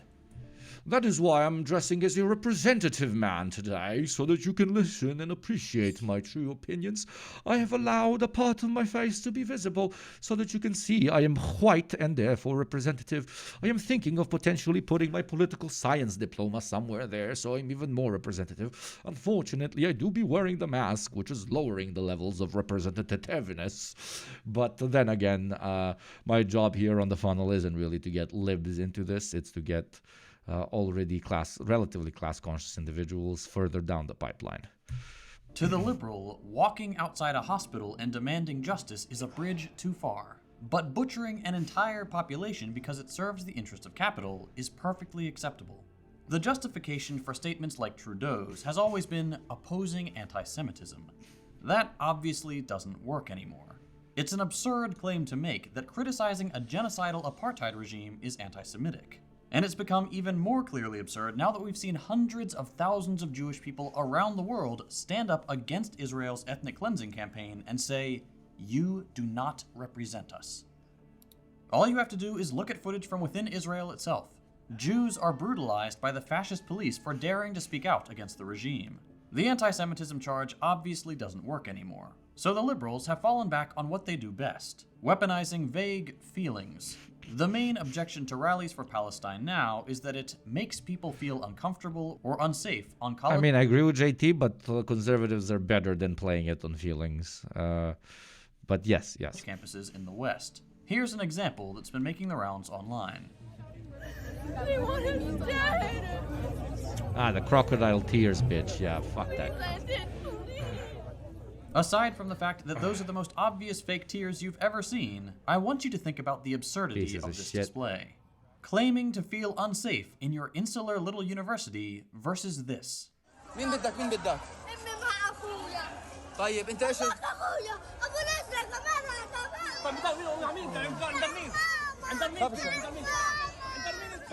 That's what unsafe looks like. You feel uncomfortable? Think about how uncomfortable it is to have no food or clean water, no shelter, no hygiene products, your family killed, the places you've been told will be safe purposefully targeted with bombing runs. Liberals have no right to cry crocodile tears and pretend to feel unsafe. Of course, they'll still do it, and sometimes it will work. But that is happening somewhere out there, somewhere in the DLC part of the universe. It's not happening in the real dimension, in the Western Hemisphere, in the place where even when some guy shoots up 10 people once every 2 months, like in France, we all unite and we're sad, and we should be sad because 10 people lost their life. But in the far Oriental, Brown, East, it is just a part of life. It is just how these people live. They're used to it. They'll tolerate it a bit more for a couple of more months, a couple of more years. Hell, maybe they can be as lucky as, those in Iraq that we introduced to the proper and Western way of life, to those like in Taiwan that we helped save from the clutches of the barbaric communist mainland Chinese. We do not identify with their suffering because they are not us. They are. We cannot see them as equal because we do not see them. It is a different universe, a different planet. We relate far more to a film character that is struggling, and we end up actually crying for them because at least in that film we got to see a bit of backdrop character development. So we actually humanize the fictional character far more than the real people over there who are struggling on a daily basis, who are actively being murdered on a daily basis. It is the absolute and complete othering of that part of the world. And the liberal, compared to the conservative, is not honest to himself about having othered people who don't look like them, people of different cultures, etc., etc. The conservative directly, and the fascist directly looks at them and says, no, they're inferior dogs. I do not give a shit about them. Fuck that. Take that fucking land or get civilized, you bitch. Honest, disgusting, fucking insane, but honest. The disgusting aspect of the lib is that he does not allow himself to be conscious of these biases. The lib goes to bed thinking he's a good person. That's the whole fucking spiel. And that is why, to an extent, they're even harder to push down the pipeline we're talking about, to introduce class consciousness to them than it even maybe is to the conservative. Because they live in fucking La La Land. Even though that La La Land is literally built on corpses. Libs are, as the video is titled, I agree completely, the most dangerous thing in the Western Hemisphere. Very few weapons as dangerous as a white woman's tears, as minorities have learned the hard way throughout history. Enough pretend fear and they get what they want. In this case, the criminalizing of solidarity with the people currently being exterminated. I made a tweet the other day that said, one thing that's been bothering me recently is that I have no power to make liberals care. I can say, I will never again speak to someone who still supports Israel, but what good is that? The hate and powerlessness I feel is something I haven't experienced before. I had one commenter respond with something I think is important to share. This is how colonized people have felt forever. Liberals act like they care, but they don't. They really, really don't. Yeah. And their fake performative caring actually makes it way worse. At least right-wingers are honest. Yeah, what I just said. Literally what I just said. Put in a tweet by probably a person from that part of the world. That's a great point. And it echoes what... Atomic Glitch. Something I have realized about libs is that the lives of Arabic people or black people or gay people are nothing more than abstract ideas to score political points with, yeah. And to talk about over brunch. Malcolm X said half a century ago. Liberals are no better than conservatives. They're often even more bloodthirsty, as we've seen with their recent behavior. The only thing that separates a liberal servant of empire from a conservative one is that the liberal will lie through their teeth to make it seem like they're on your side. At least when a conservative says they want you dead, you can believe it and brace for impact. With a liberal, you have to be a lot more vigilant.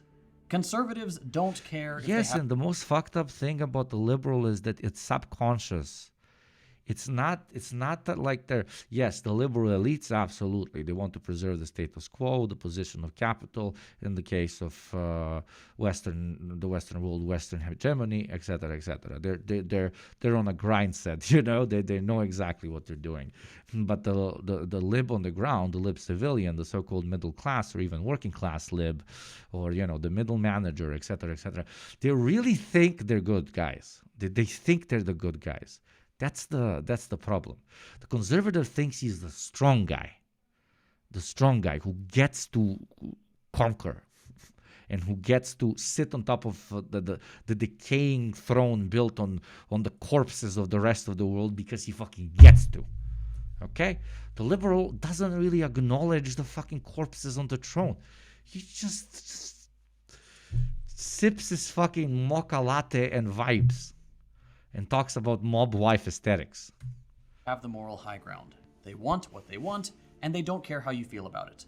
A liberal will twist themselves into knots trying to convince you, and often themselves, that they are the moral arbiter of modern politics. Even the liberals who are critical of Joe Biden and the wider West's enabling of this genocide often speak out in a way that ends up reinforcing belief in liberalism. Take the recent drama surrounding Jon Stewart. He said some common sense stuff about Biden and really pissed off the vote blue no matter who crowd. But his criticism... Oh yeah, we talked about this. ...also really resonated with the masses of more casual liberals in the imperial core. His statements were intended to air the concerns of people starting to feel cognitive dissonance about their support of genocide, and then to steer them back into the fold of the Democratic Party. Yeah, Biden may be too old for the job, but we'll do better next time. The most important thing is keeping Trump out of the White House. Things would be so much worse under a Republican, believe me. Never mind, of course, that things are only this bad because Biden, liberal champion of peace and freedom, has personally refused to call off his attack dog, and has instead spent billions of dollars of your tax money to fund the massacre of tens of thousands of men, women, and children whose only crime is trying to prevent the slow-rolling eradication of their people and their history. I could go on like this, or hell, I could just leave the video running and play the hundreds of hours of footage showing what Western liberals are enabling in Gaza. Children torn to pieces hanging from piles of rubble. A man so stricken with grief that he loses consciousness after being told his entire family has been killed. A beautiful little girl, my daughter's age, standing alone in the cold, waiting for parents who will never come back. But I know that footage will not soften the liberal heart. If they've made it this far and not changed their mind, they are irredeemable, and I will not waste any more of my time trying to win over my enemy. And for those who think I'm being overly harsh and that liberals are annoying but not really all that dangerous, I'll cite just one more historical fact. Every time liberals have been given the choice between socialism and fascism, they have sided with fascism. And when I say they've sided with fascism, that's actually a little misleading. Yes, normal liberals, the individuals, will always pick a well-dressed white fascist over a scary urban communist. But liberals as a political organism don't really choose to side with fascism as much as they devolve into it. Fascism is rooted in the same Western mythology as liberalism. Whereas in times of peace and prosperity, liberalism has all the frills and niceties normal people would expect from a first world country. As soon as the economic base falters, as soon as the lines start to go down, the mask comes off. It's often said Friday, that baby. fascism is capitalism in decay. And if there's one thing we've seen with the United States since the Reagan years, it's that capitalism is on the decline. There's a reason we're always at war, why our civil liberties are being curtailed under conservative and liberal leaders alike, why Joe Biden is holding twice as many immigrants in cages as Trump was at the end of his term, why we're backing Israel to the very last Palestinian. When capital has to circle the wagons to maintain its dominance, its rhetoric and actions start to look a lot like fascism. The reason for this is simple. Fascism is seen as a solution to an economic problem, just as socialism is. But the difference is that fascism does not threaten the primacy of capital, or the comfortable position of the white liberal. Economic hardship creates conditions where bitterness, distrust, and desperation can thrive, making the masses an easy target for charismatic and bombastic fascists. I'll end with a gentle warning for new socialists, people who understand that imperialism is wrong, but who may still harbor some liberal ideology from their upbringing. There's this pervasive belief that if you just show people enough data that something is bad, we'll reach a critical mass of collective outrage, and then suddenly, through legal and government-approved means, we'll be able to stop the bad thing. Yeah. That's just not how the real world works. That's become abundantly clear in the last 5 months. Bit by bit, our rights to protest, to assemble, to speak out, are being taken away. The Palestinian people have tried peaceful protest for years. They've tried appealing to international bodies. They've tried everything. They are well within their rights to resist their executioners by whatever means they deem appropriate. No amount of liberal hand-wringing and phony moral objections will change that fact. And what they're doing to the Palestinians right now is just fucking practice for what will be injected into the American streets as that empire starts to fall through. Their cops are already trained by literal IDF soldiers on how to fight an enemy inside of your own territory. If you do not think that the lessons they are right now cultivating, the strategies they are right now building upon, the idea of how to squash something that is living right into your neighborhood will not be applied as a strategy to the revolting people of a dying empire, you are living in a fucking fairy tale, and I would love to, and I would love the number of your dealer, okay? You don't get freedom peacefully. Freedom is never safeguarded peacefully. Anyone who is depriving you of freedom isn't deserving of a peaceful approach by the ones who are being deprived of their freedom. A few times in the last couple of years, I found myself thinking, surely not these liberals. Surely this friend or this educated person or this family member will be different. And they disappoint every single time. At some point, all decent people have to realize that liberals are as much the enemy as conservatives. They may weaponize inclusive language, they may try to trick you into thinking they care, but it's a lie. The Western liberal position on Palestine should be the final nail in the coffin of liberal legitimacy. And I know it's not my job to call people out like this. I know my role is to be inclusive and offer a charitable on-ramp into socialist ideas. But sometimes you just have to tell it like it is. Malcolm X was right. Liberals are the most dangerous thing in the Western Hemisphere. I mentioned at the beginning of the episode that my content is only possible thanks to my patrons on Patreon. For people who make principled socialist content, and especially... Brilliant video. Check out JT if you have not. If you have not, what fucking tree do you live on? Beautifully put. Beautifully put.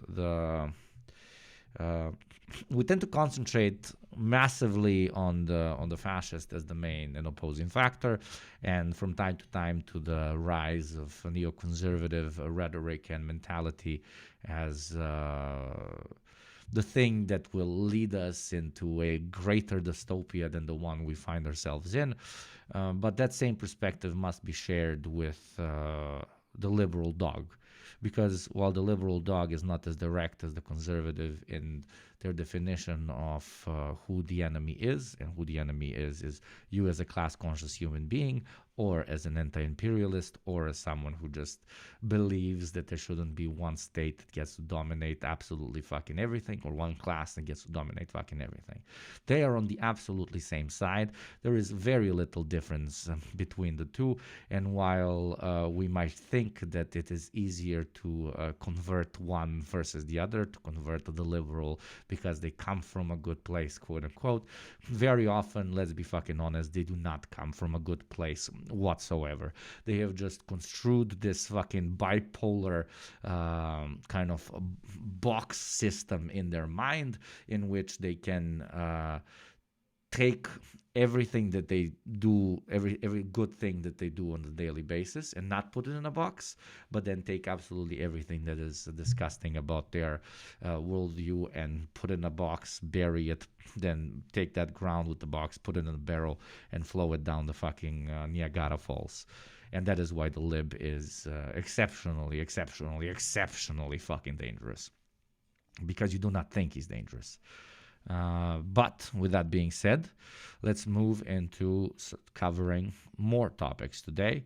And I think an interesting way to jump off from what JT has been talking about is to hear this this great intersection between liberal and conservative analysis of what is wrong with America today by my favorite man on planet Earth.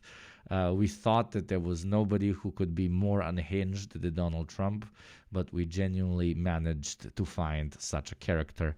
And that is a video that came out yesterday. I'm Robert F. Kennedy by Robert F. Kennedy Jr. and how he sees the state of our union. My boy believes in anti-Semitic conspiracy theories and lizards in China creating the COVID virus and absolutely everything. And let's see his perspective on what's wrong with America. Let me guess, he's not gonna say that it's imperial conquest and the mass murder of Palestinians, but hey, I'm letting myself be surprised. Honestly, I just want to watch 9 minutes of this guy talk because it makes my day every single fucking time to see what this degenerate family has continued to degenerate into. So let's get some space lasers conversation in this motherfucker. Yes, RFK. Yeah. Today it's a masochism stream, okay? It's a Friday, okay? Let's not take ourselves too seriously.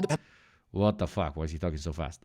Candidate for President of the United States. I grew up in an America that seemed to have achieved its promise as an exemplary nation. Modern democracy had spread from one nation, ours, in 1776, to 6 by 1865, and to 190 by the 1960s. We had become the city on the hill. We were a moral authority around the globe. Our government, institutions, our Congress, the court, the regulatory agencies, and even the American press were renowned for their integrity, and they were revered worldwide. Other nations wanted our American leadership. They knew the difference between leadership and bullying, which is something our current leaders seem to have forgotten. We were the template of liberty, proof that for a country to thrive, its people must be free. Free to speak, free to worship, free to build great companies, free to start small businesses. We were the freest country in the world, and by no coincidence, also the most prosperous. Working Americans could provide for their families on a single salary. They could buy a home, raise a family, save for retirement without mountains of debt. We made the best music, we made the best movies, we made gold standard automobiles that everybody in the world wanted. We made blue jeans, we reconstructed Europe, we put men on the moon. We're the world's healthiest, best educated children. Our productivity, ingenuity, our can-do spirit were the envy of the world. We had confidence in our strength. Liberal patriotism is just like historic revisionism up in this motherfucker, okay? They brought democracy to the world. Yes, my man, absolutely. The democratic right to own a fucking slave. You were the best educated where? Show me that fucking stats. The United States absolutely never has been. Showing old videos of fucking black people enjoying their time. Yeah, fuck yeah, that absolutely happened in the fucking 60s. But no, let's not be cringy. Let's watch our RFK up in here. Our capacity and the limitless potential of our country. Yeah, we had serious racial and environmental problems, but okay, he addresses in the heady days of my youth, surprise, the environmental movement and the civil rights movement were picking up steam. My father and some of his allies were fighting to eliminate the last pockets of hunger in Appalachia and the Mississippi Delta. My dad. And on the Indian reservations. And we became for the first time a true constitutional Wonderful, a new democracy child in this soldier, country I mean with all subscriber. races voting Thank you, Aimless Atom, for the sub. Welcome to the community, my friend. and holding political office. Other countries aspired to be like us, and our children grew up proud of their passport, proud of their flag. My uncle, President Kennedy, left us a legacy of peace and the hope of ending the arms race and winding down the Cold War. Those were the traditions of freedom, prosperity, and peace. And then he got shot by the same state. Oh, we're not gonna talk about that. That my father, my uncle, and Martin Luther King Jr. were striving to protect and advance. In the half-centuries, My father, my uncle, Martin King Jr.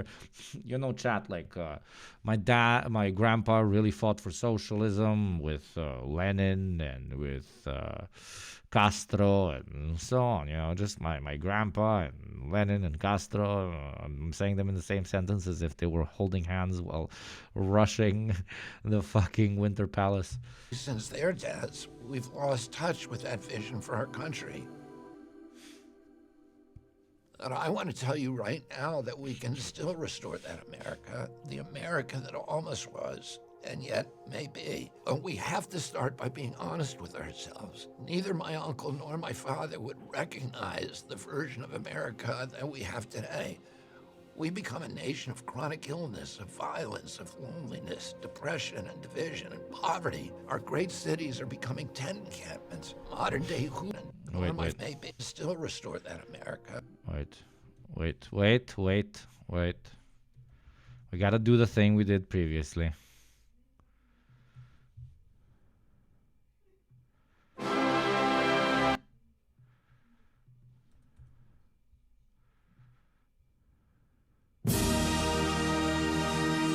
Okay, this. But I want to tell you right now that we can still restore that America, the America that almost was, and yet may be. But we have to start by being honest with ourselves. Neither my uncle nor my father would recognize the version of America that we have today. We become a nation of chronic illness, of violence, of loneliness, depression and division and poverty. Our great cities are becoming tent encampments. Modern day Hooverville is filled with undocumented immigrants. Oh shit. Okay, I'm documenting it. We gotta play the other one for this one. God damn it. Dispossessed Americans and people living in their cars, plagued by mental illness and addiction and despair. Our border has come under the control of criminal drug cartels that traffic in desolation and fentanyl and in busloads of desperate human beings. Our children are drowning in a crisis of alienation, of dispossession, and complete disconnection from their communities. We've lost... Yeah, he really slipped that one in there. He was like, whoa. You know, America is growing deeper in debt, in drug addiction. Everything is pretty much going to shit as the late stage immigrants are coming into the country. Far more of our young people to drugs in the last decade than in the 20-year Vietnam War. We've printed 9 centuries worth of money in a little over a decade and spent $8 trillion on regime change wars. Those wars have made America less safe, our country less strong, and the world far less stable, while sending prices through the roof as our infrastructure falls apart. Tens of millions of young Americans no longer even dream of owning their own home. What happened to America, the land of opportunity, where you could be sure that if you worked hard and played by the rules, that you would have a decent life? All the new wealth of the last generation has gone to the billionaires and to transnational corporations, while our tattered middle class are... My boy is like, when they ask him, yo, what's your ideology? He says, all of them. Infrastructure, our industry have been Nazbol RFK walks into the house, man. pulled out from the inside. Instead of promise, we've left our kids sick and drowning in debt. The public debt has gone from about $5 trillion under President George W. Bush to $34 trillion today, and U.S. household debt is at a record high of $17.3 trillion. If you include discouraged workers, our true unemployment rate is 23%.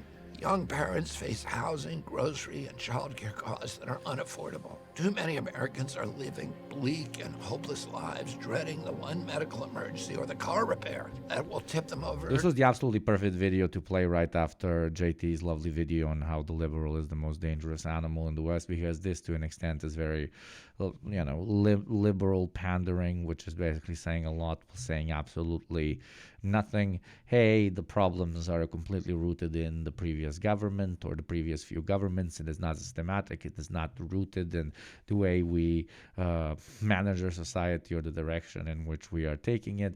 It is not rooted in the main incentive forces which drive us.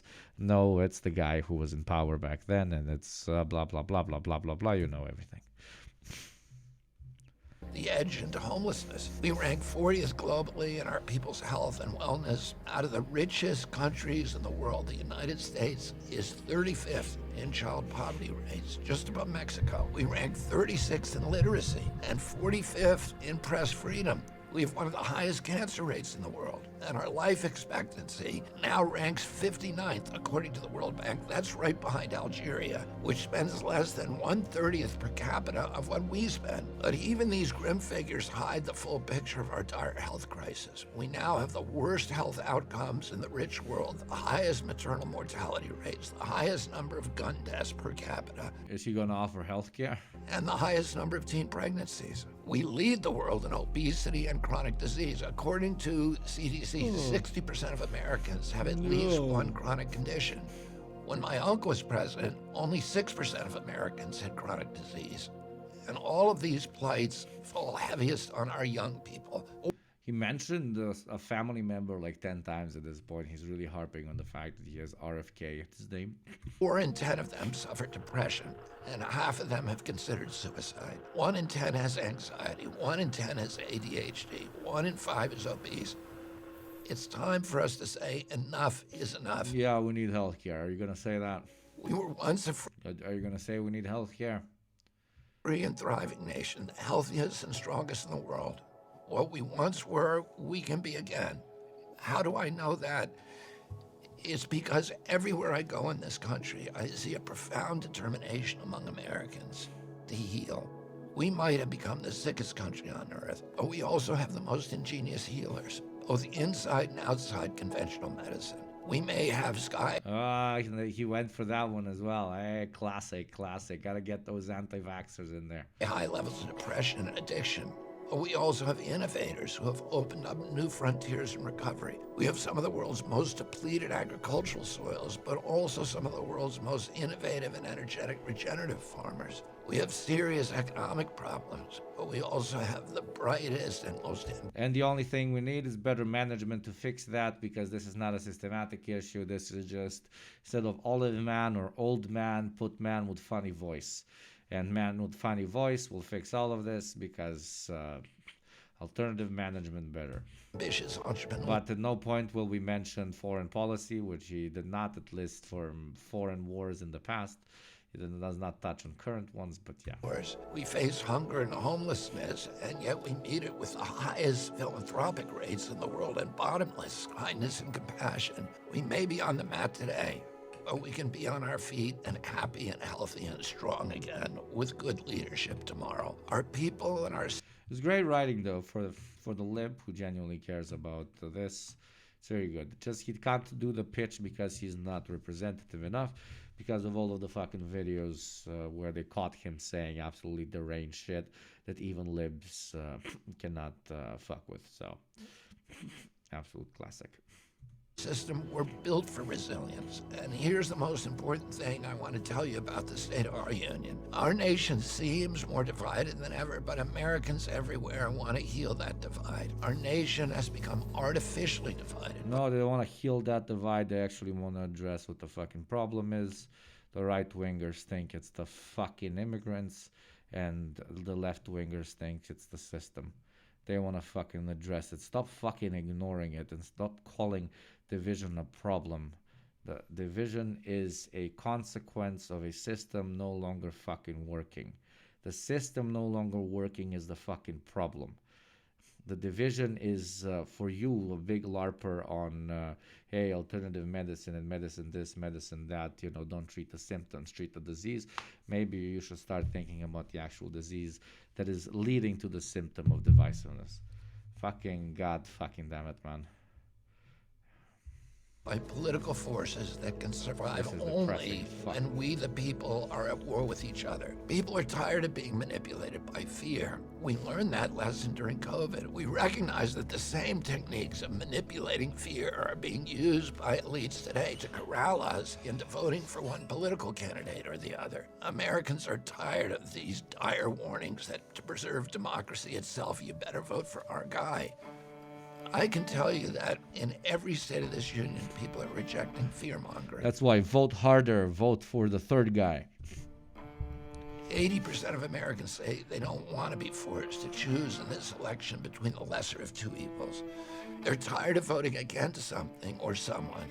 I see it in the crowds of mixed Republicans and Democrats and independents who attend my rallies, that a growing number of Americans are rejecting divisiveness.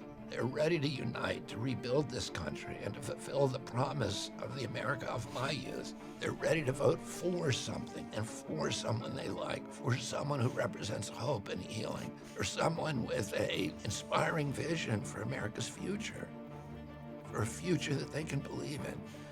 So that's the State of the Union that I want to bring you today. It's a nation that hungers to heal. It's a nation ready to face reality, to rebuild, to end the forever foreign wars, to clean out the corrupt Washington establishment, and to turn again toward peace, freedom, good health, and prosperity. When we unite in that vision. Yeah, and I want the Porsche 911. Okay, good for you, my man. Good for you. Let's try and actually have some fun. Lady Izdihar, a great friend of the show, made a pretty cool video called International Working Women's Day, Soviet Style 1951. So let's take a trip back in history. I have no idea how she framed the video, but it seemed like a great time because all times with beautiful, kind, brilliantly intelligent Lady Izdihar is always a great motherfucking time. Please do check out her new YouTube channel, which is already growing fantastically, as well as her TikTok and I believe her Instagram. Great friend of the show. Let's check out this video, International Working Women's Day, Soviet Style 1951. It seems very, very interesting. Let's go down this beautiful, beautiful rabbit hole. And take some hope pills, hopefully.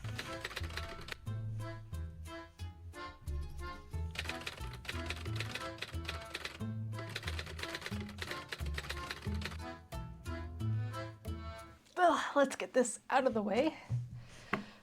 So, happy International Working Women's Day. Today I have something to show you.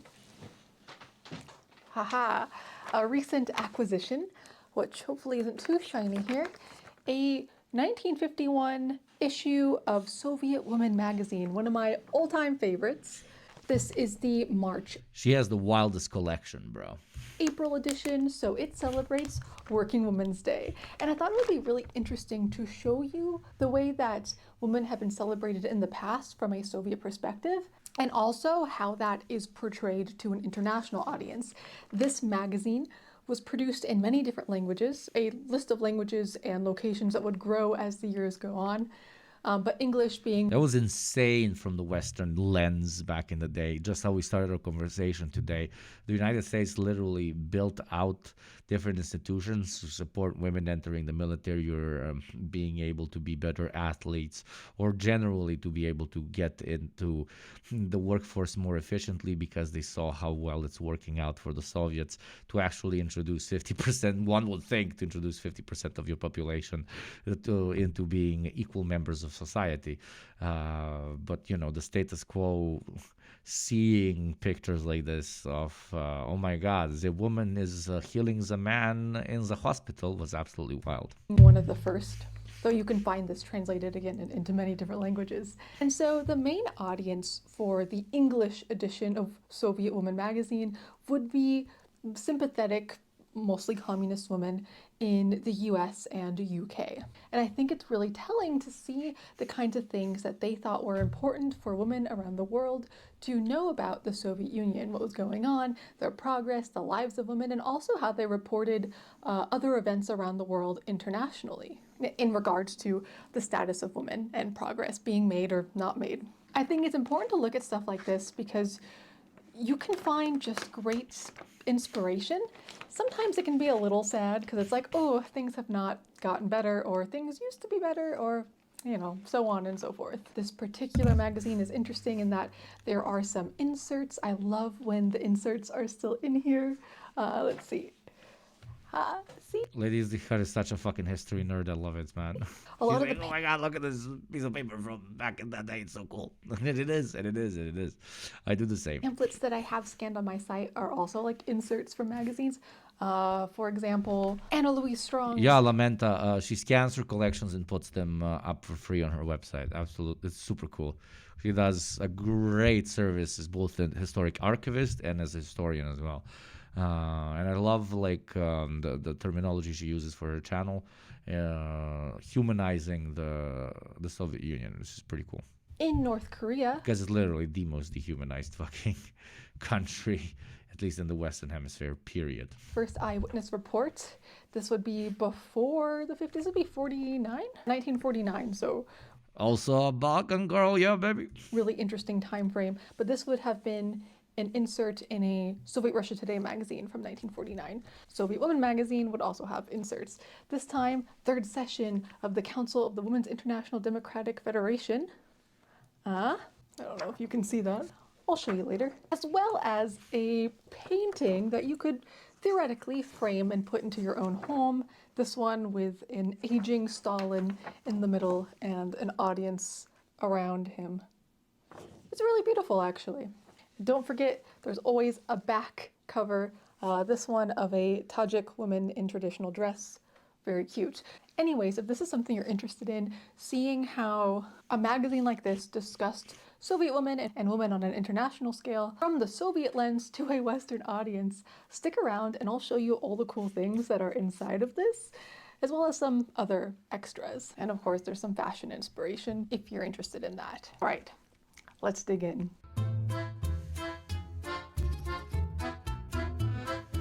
Oh, I almost forgot. Assalamu alaikum, comrades. Oh, it's almost Ramadan and I didn't say salams. Let's hope you don't get motion sickness from my jittery hands and the 3 energy drinks I've had. All right, first and foremost, here is the cover page. More information about the photographs on the front cover and back cover will be at the end. So we open it up, and what are we met with?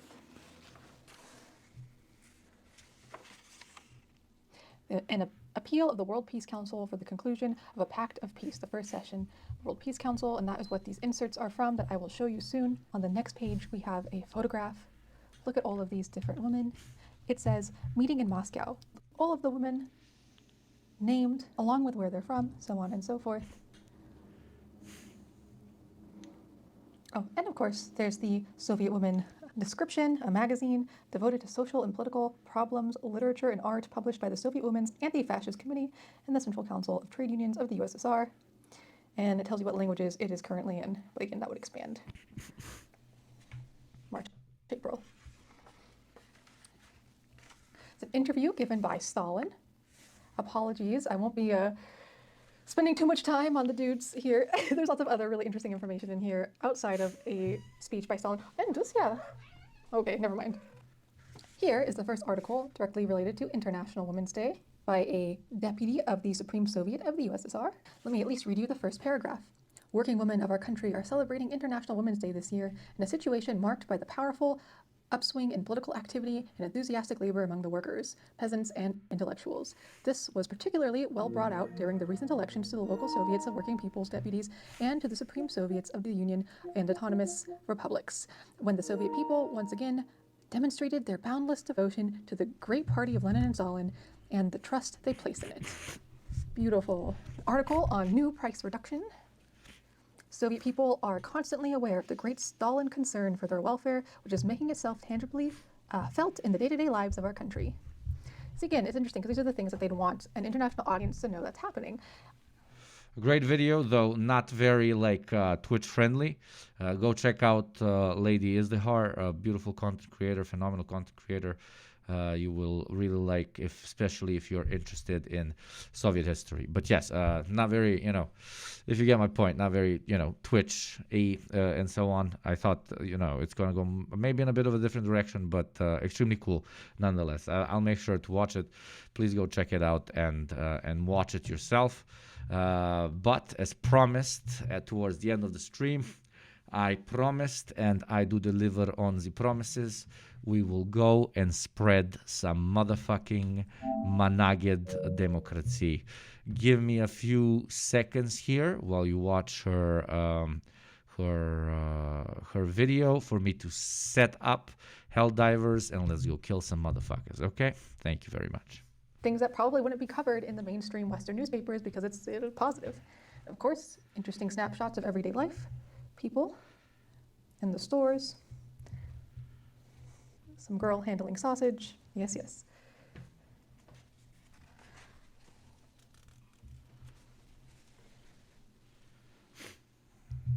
A new clothing store.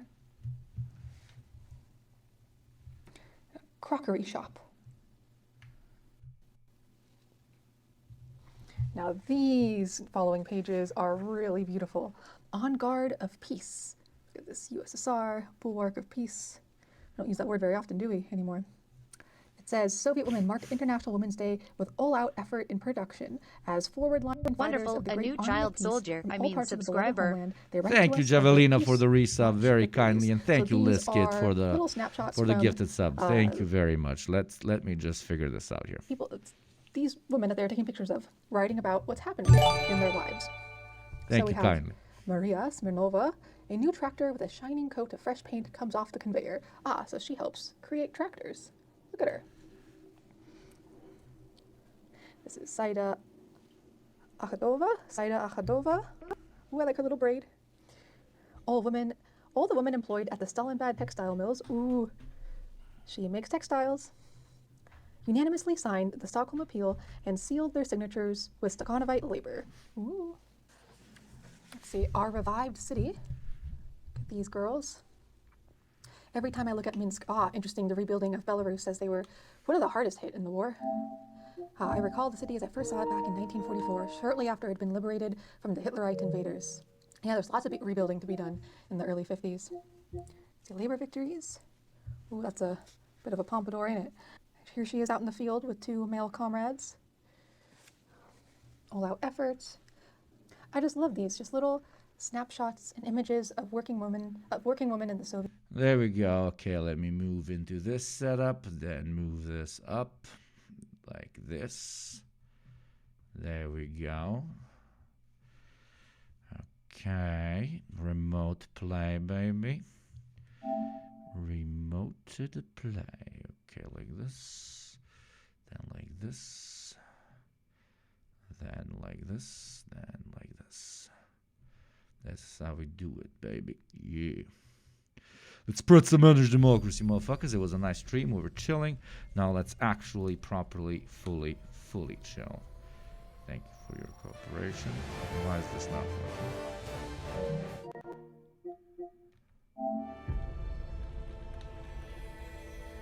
Super Earth, our home. I hope we can get into the servers because the loading screen is already terrifying. Liberty. Hi there. Democracy. Our way of life. Oh, hello. But freedom doesn't come free. No! Sweet liberty! No!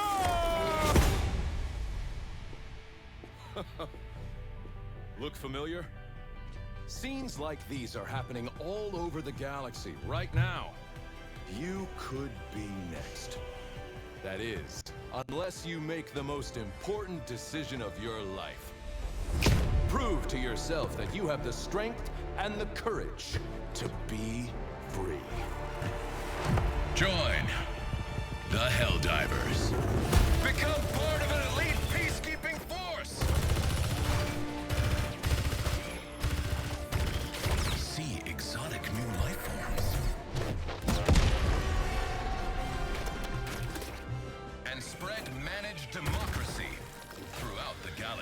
Let's kill some fucking aliens. Why is it loading though? I think the servers might be down.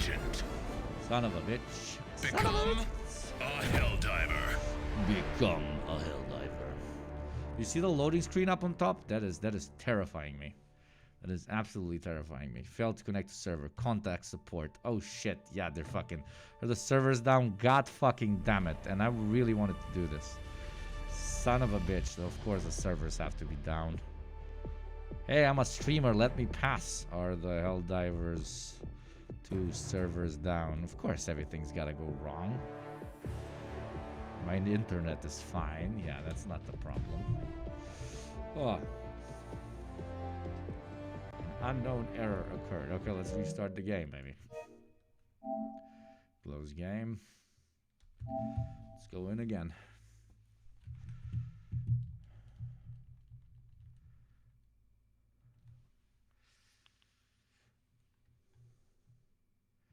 Now we're getting the black screen of death.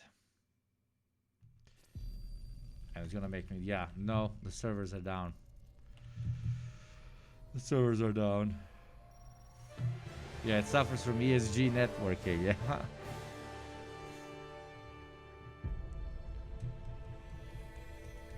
Super Earth, our home. Prosperity. Yeah, the spike is insane. Hi there. Yeah, it's down. It's down. Our way of life. Oh, hello. It's down. But freedom doesn't come. Sweet liberty.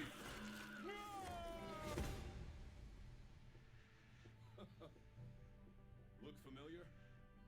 Scenes like these are happening all over the galaxy right now. You could be next. That is, unless you make the most important decision of your life. Prove to yourself that you have the strength. Been down for hours, won't be up for many more. Okay. Well, I guess I tried. I tried. Yeah. Thank you, Pandas, for telling me. You can't get in, but it's hard. Yeah, no. I play this game almost every day, and it's never been that bad because it's Friday night and everything's gone to shit. The stream has been weird. It's been all over the place. I don't know, strange. But at least we've done it. We're gonna reconvene tomorrow. Yes, tomorrow I'll be streaming 2 days in a row. Holy fucking shit. I'm very grateful for you spending your time with me today. I promise today it's gonna be a bit more organized, and we're gonna talk about some, even though the first segment of the stream I think was very good, but afterwards we kind of lost our pacing. The JT video was excellent. We LARPed a bit and made fun of Biden. Tried to play some games, but yeah. Tomorrow we do Twitch only, no fucking YouTube, and we're gonna play some games. We're gonna chill, and we're gonna talk some politics, obviously. Thanks for coming on. Tell me who to raid. Let me see who's online. We haven't filled our quota of raiding our Twitch god, Hasanabi. Yeah, he's struggling as well, 19k viewers. So there you go. Go raid the man, the legend himself. Wait, is Rob Rousseau maybe online? No, Rob Rousseau is offline. Go raid Hasanabi. You know what to post. Mods remind them what to post. And have some motherfucking fun. Thanks again for coming on. It's been a good one, and I'll see you tomorrow. Tune in tomorrow. Okie dokie. Tune in tomorrow. We're gonna chill. We're gonna chill, properly chill. Why is this so complicated? What? And now the raid is gone. I don't think the raid is the raid going on. Not sure the raid is going on. Oh. Yeah, it's not. Dude, the fucking Twitch is just weird as shit.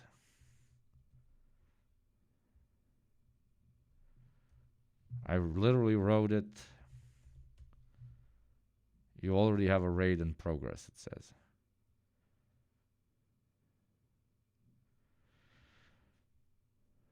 Okay, thank you. Okay, bye-bye. Mwah. Thank you.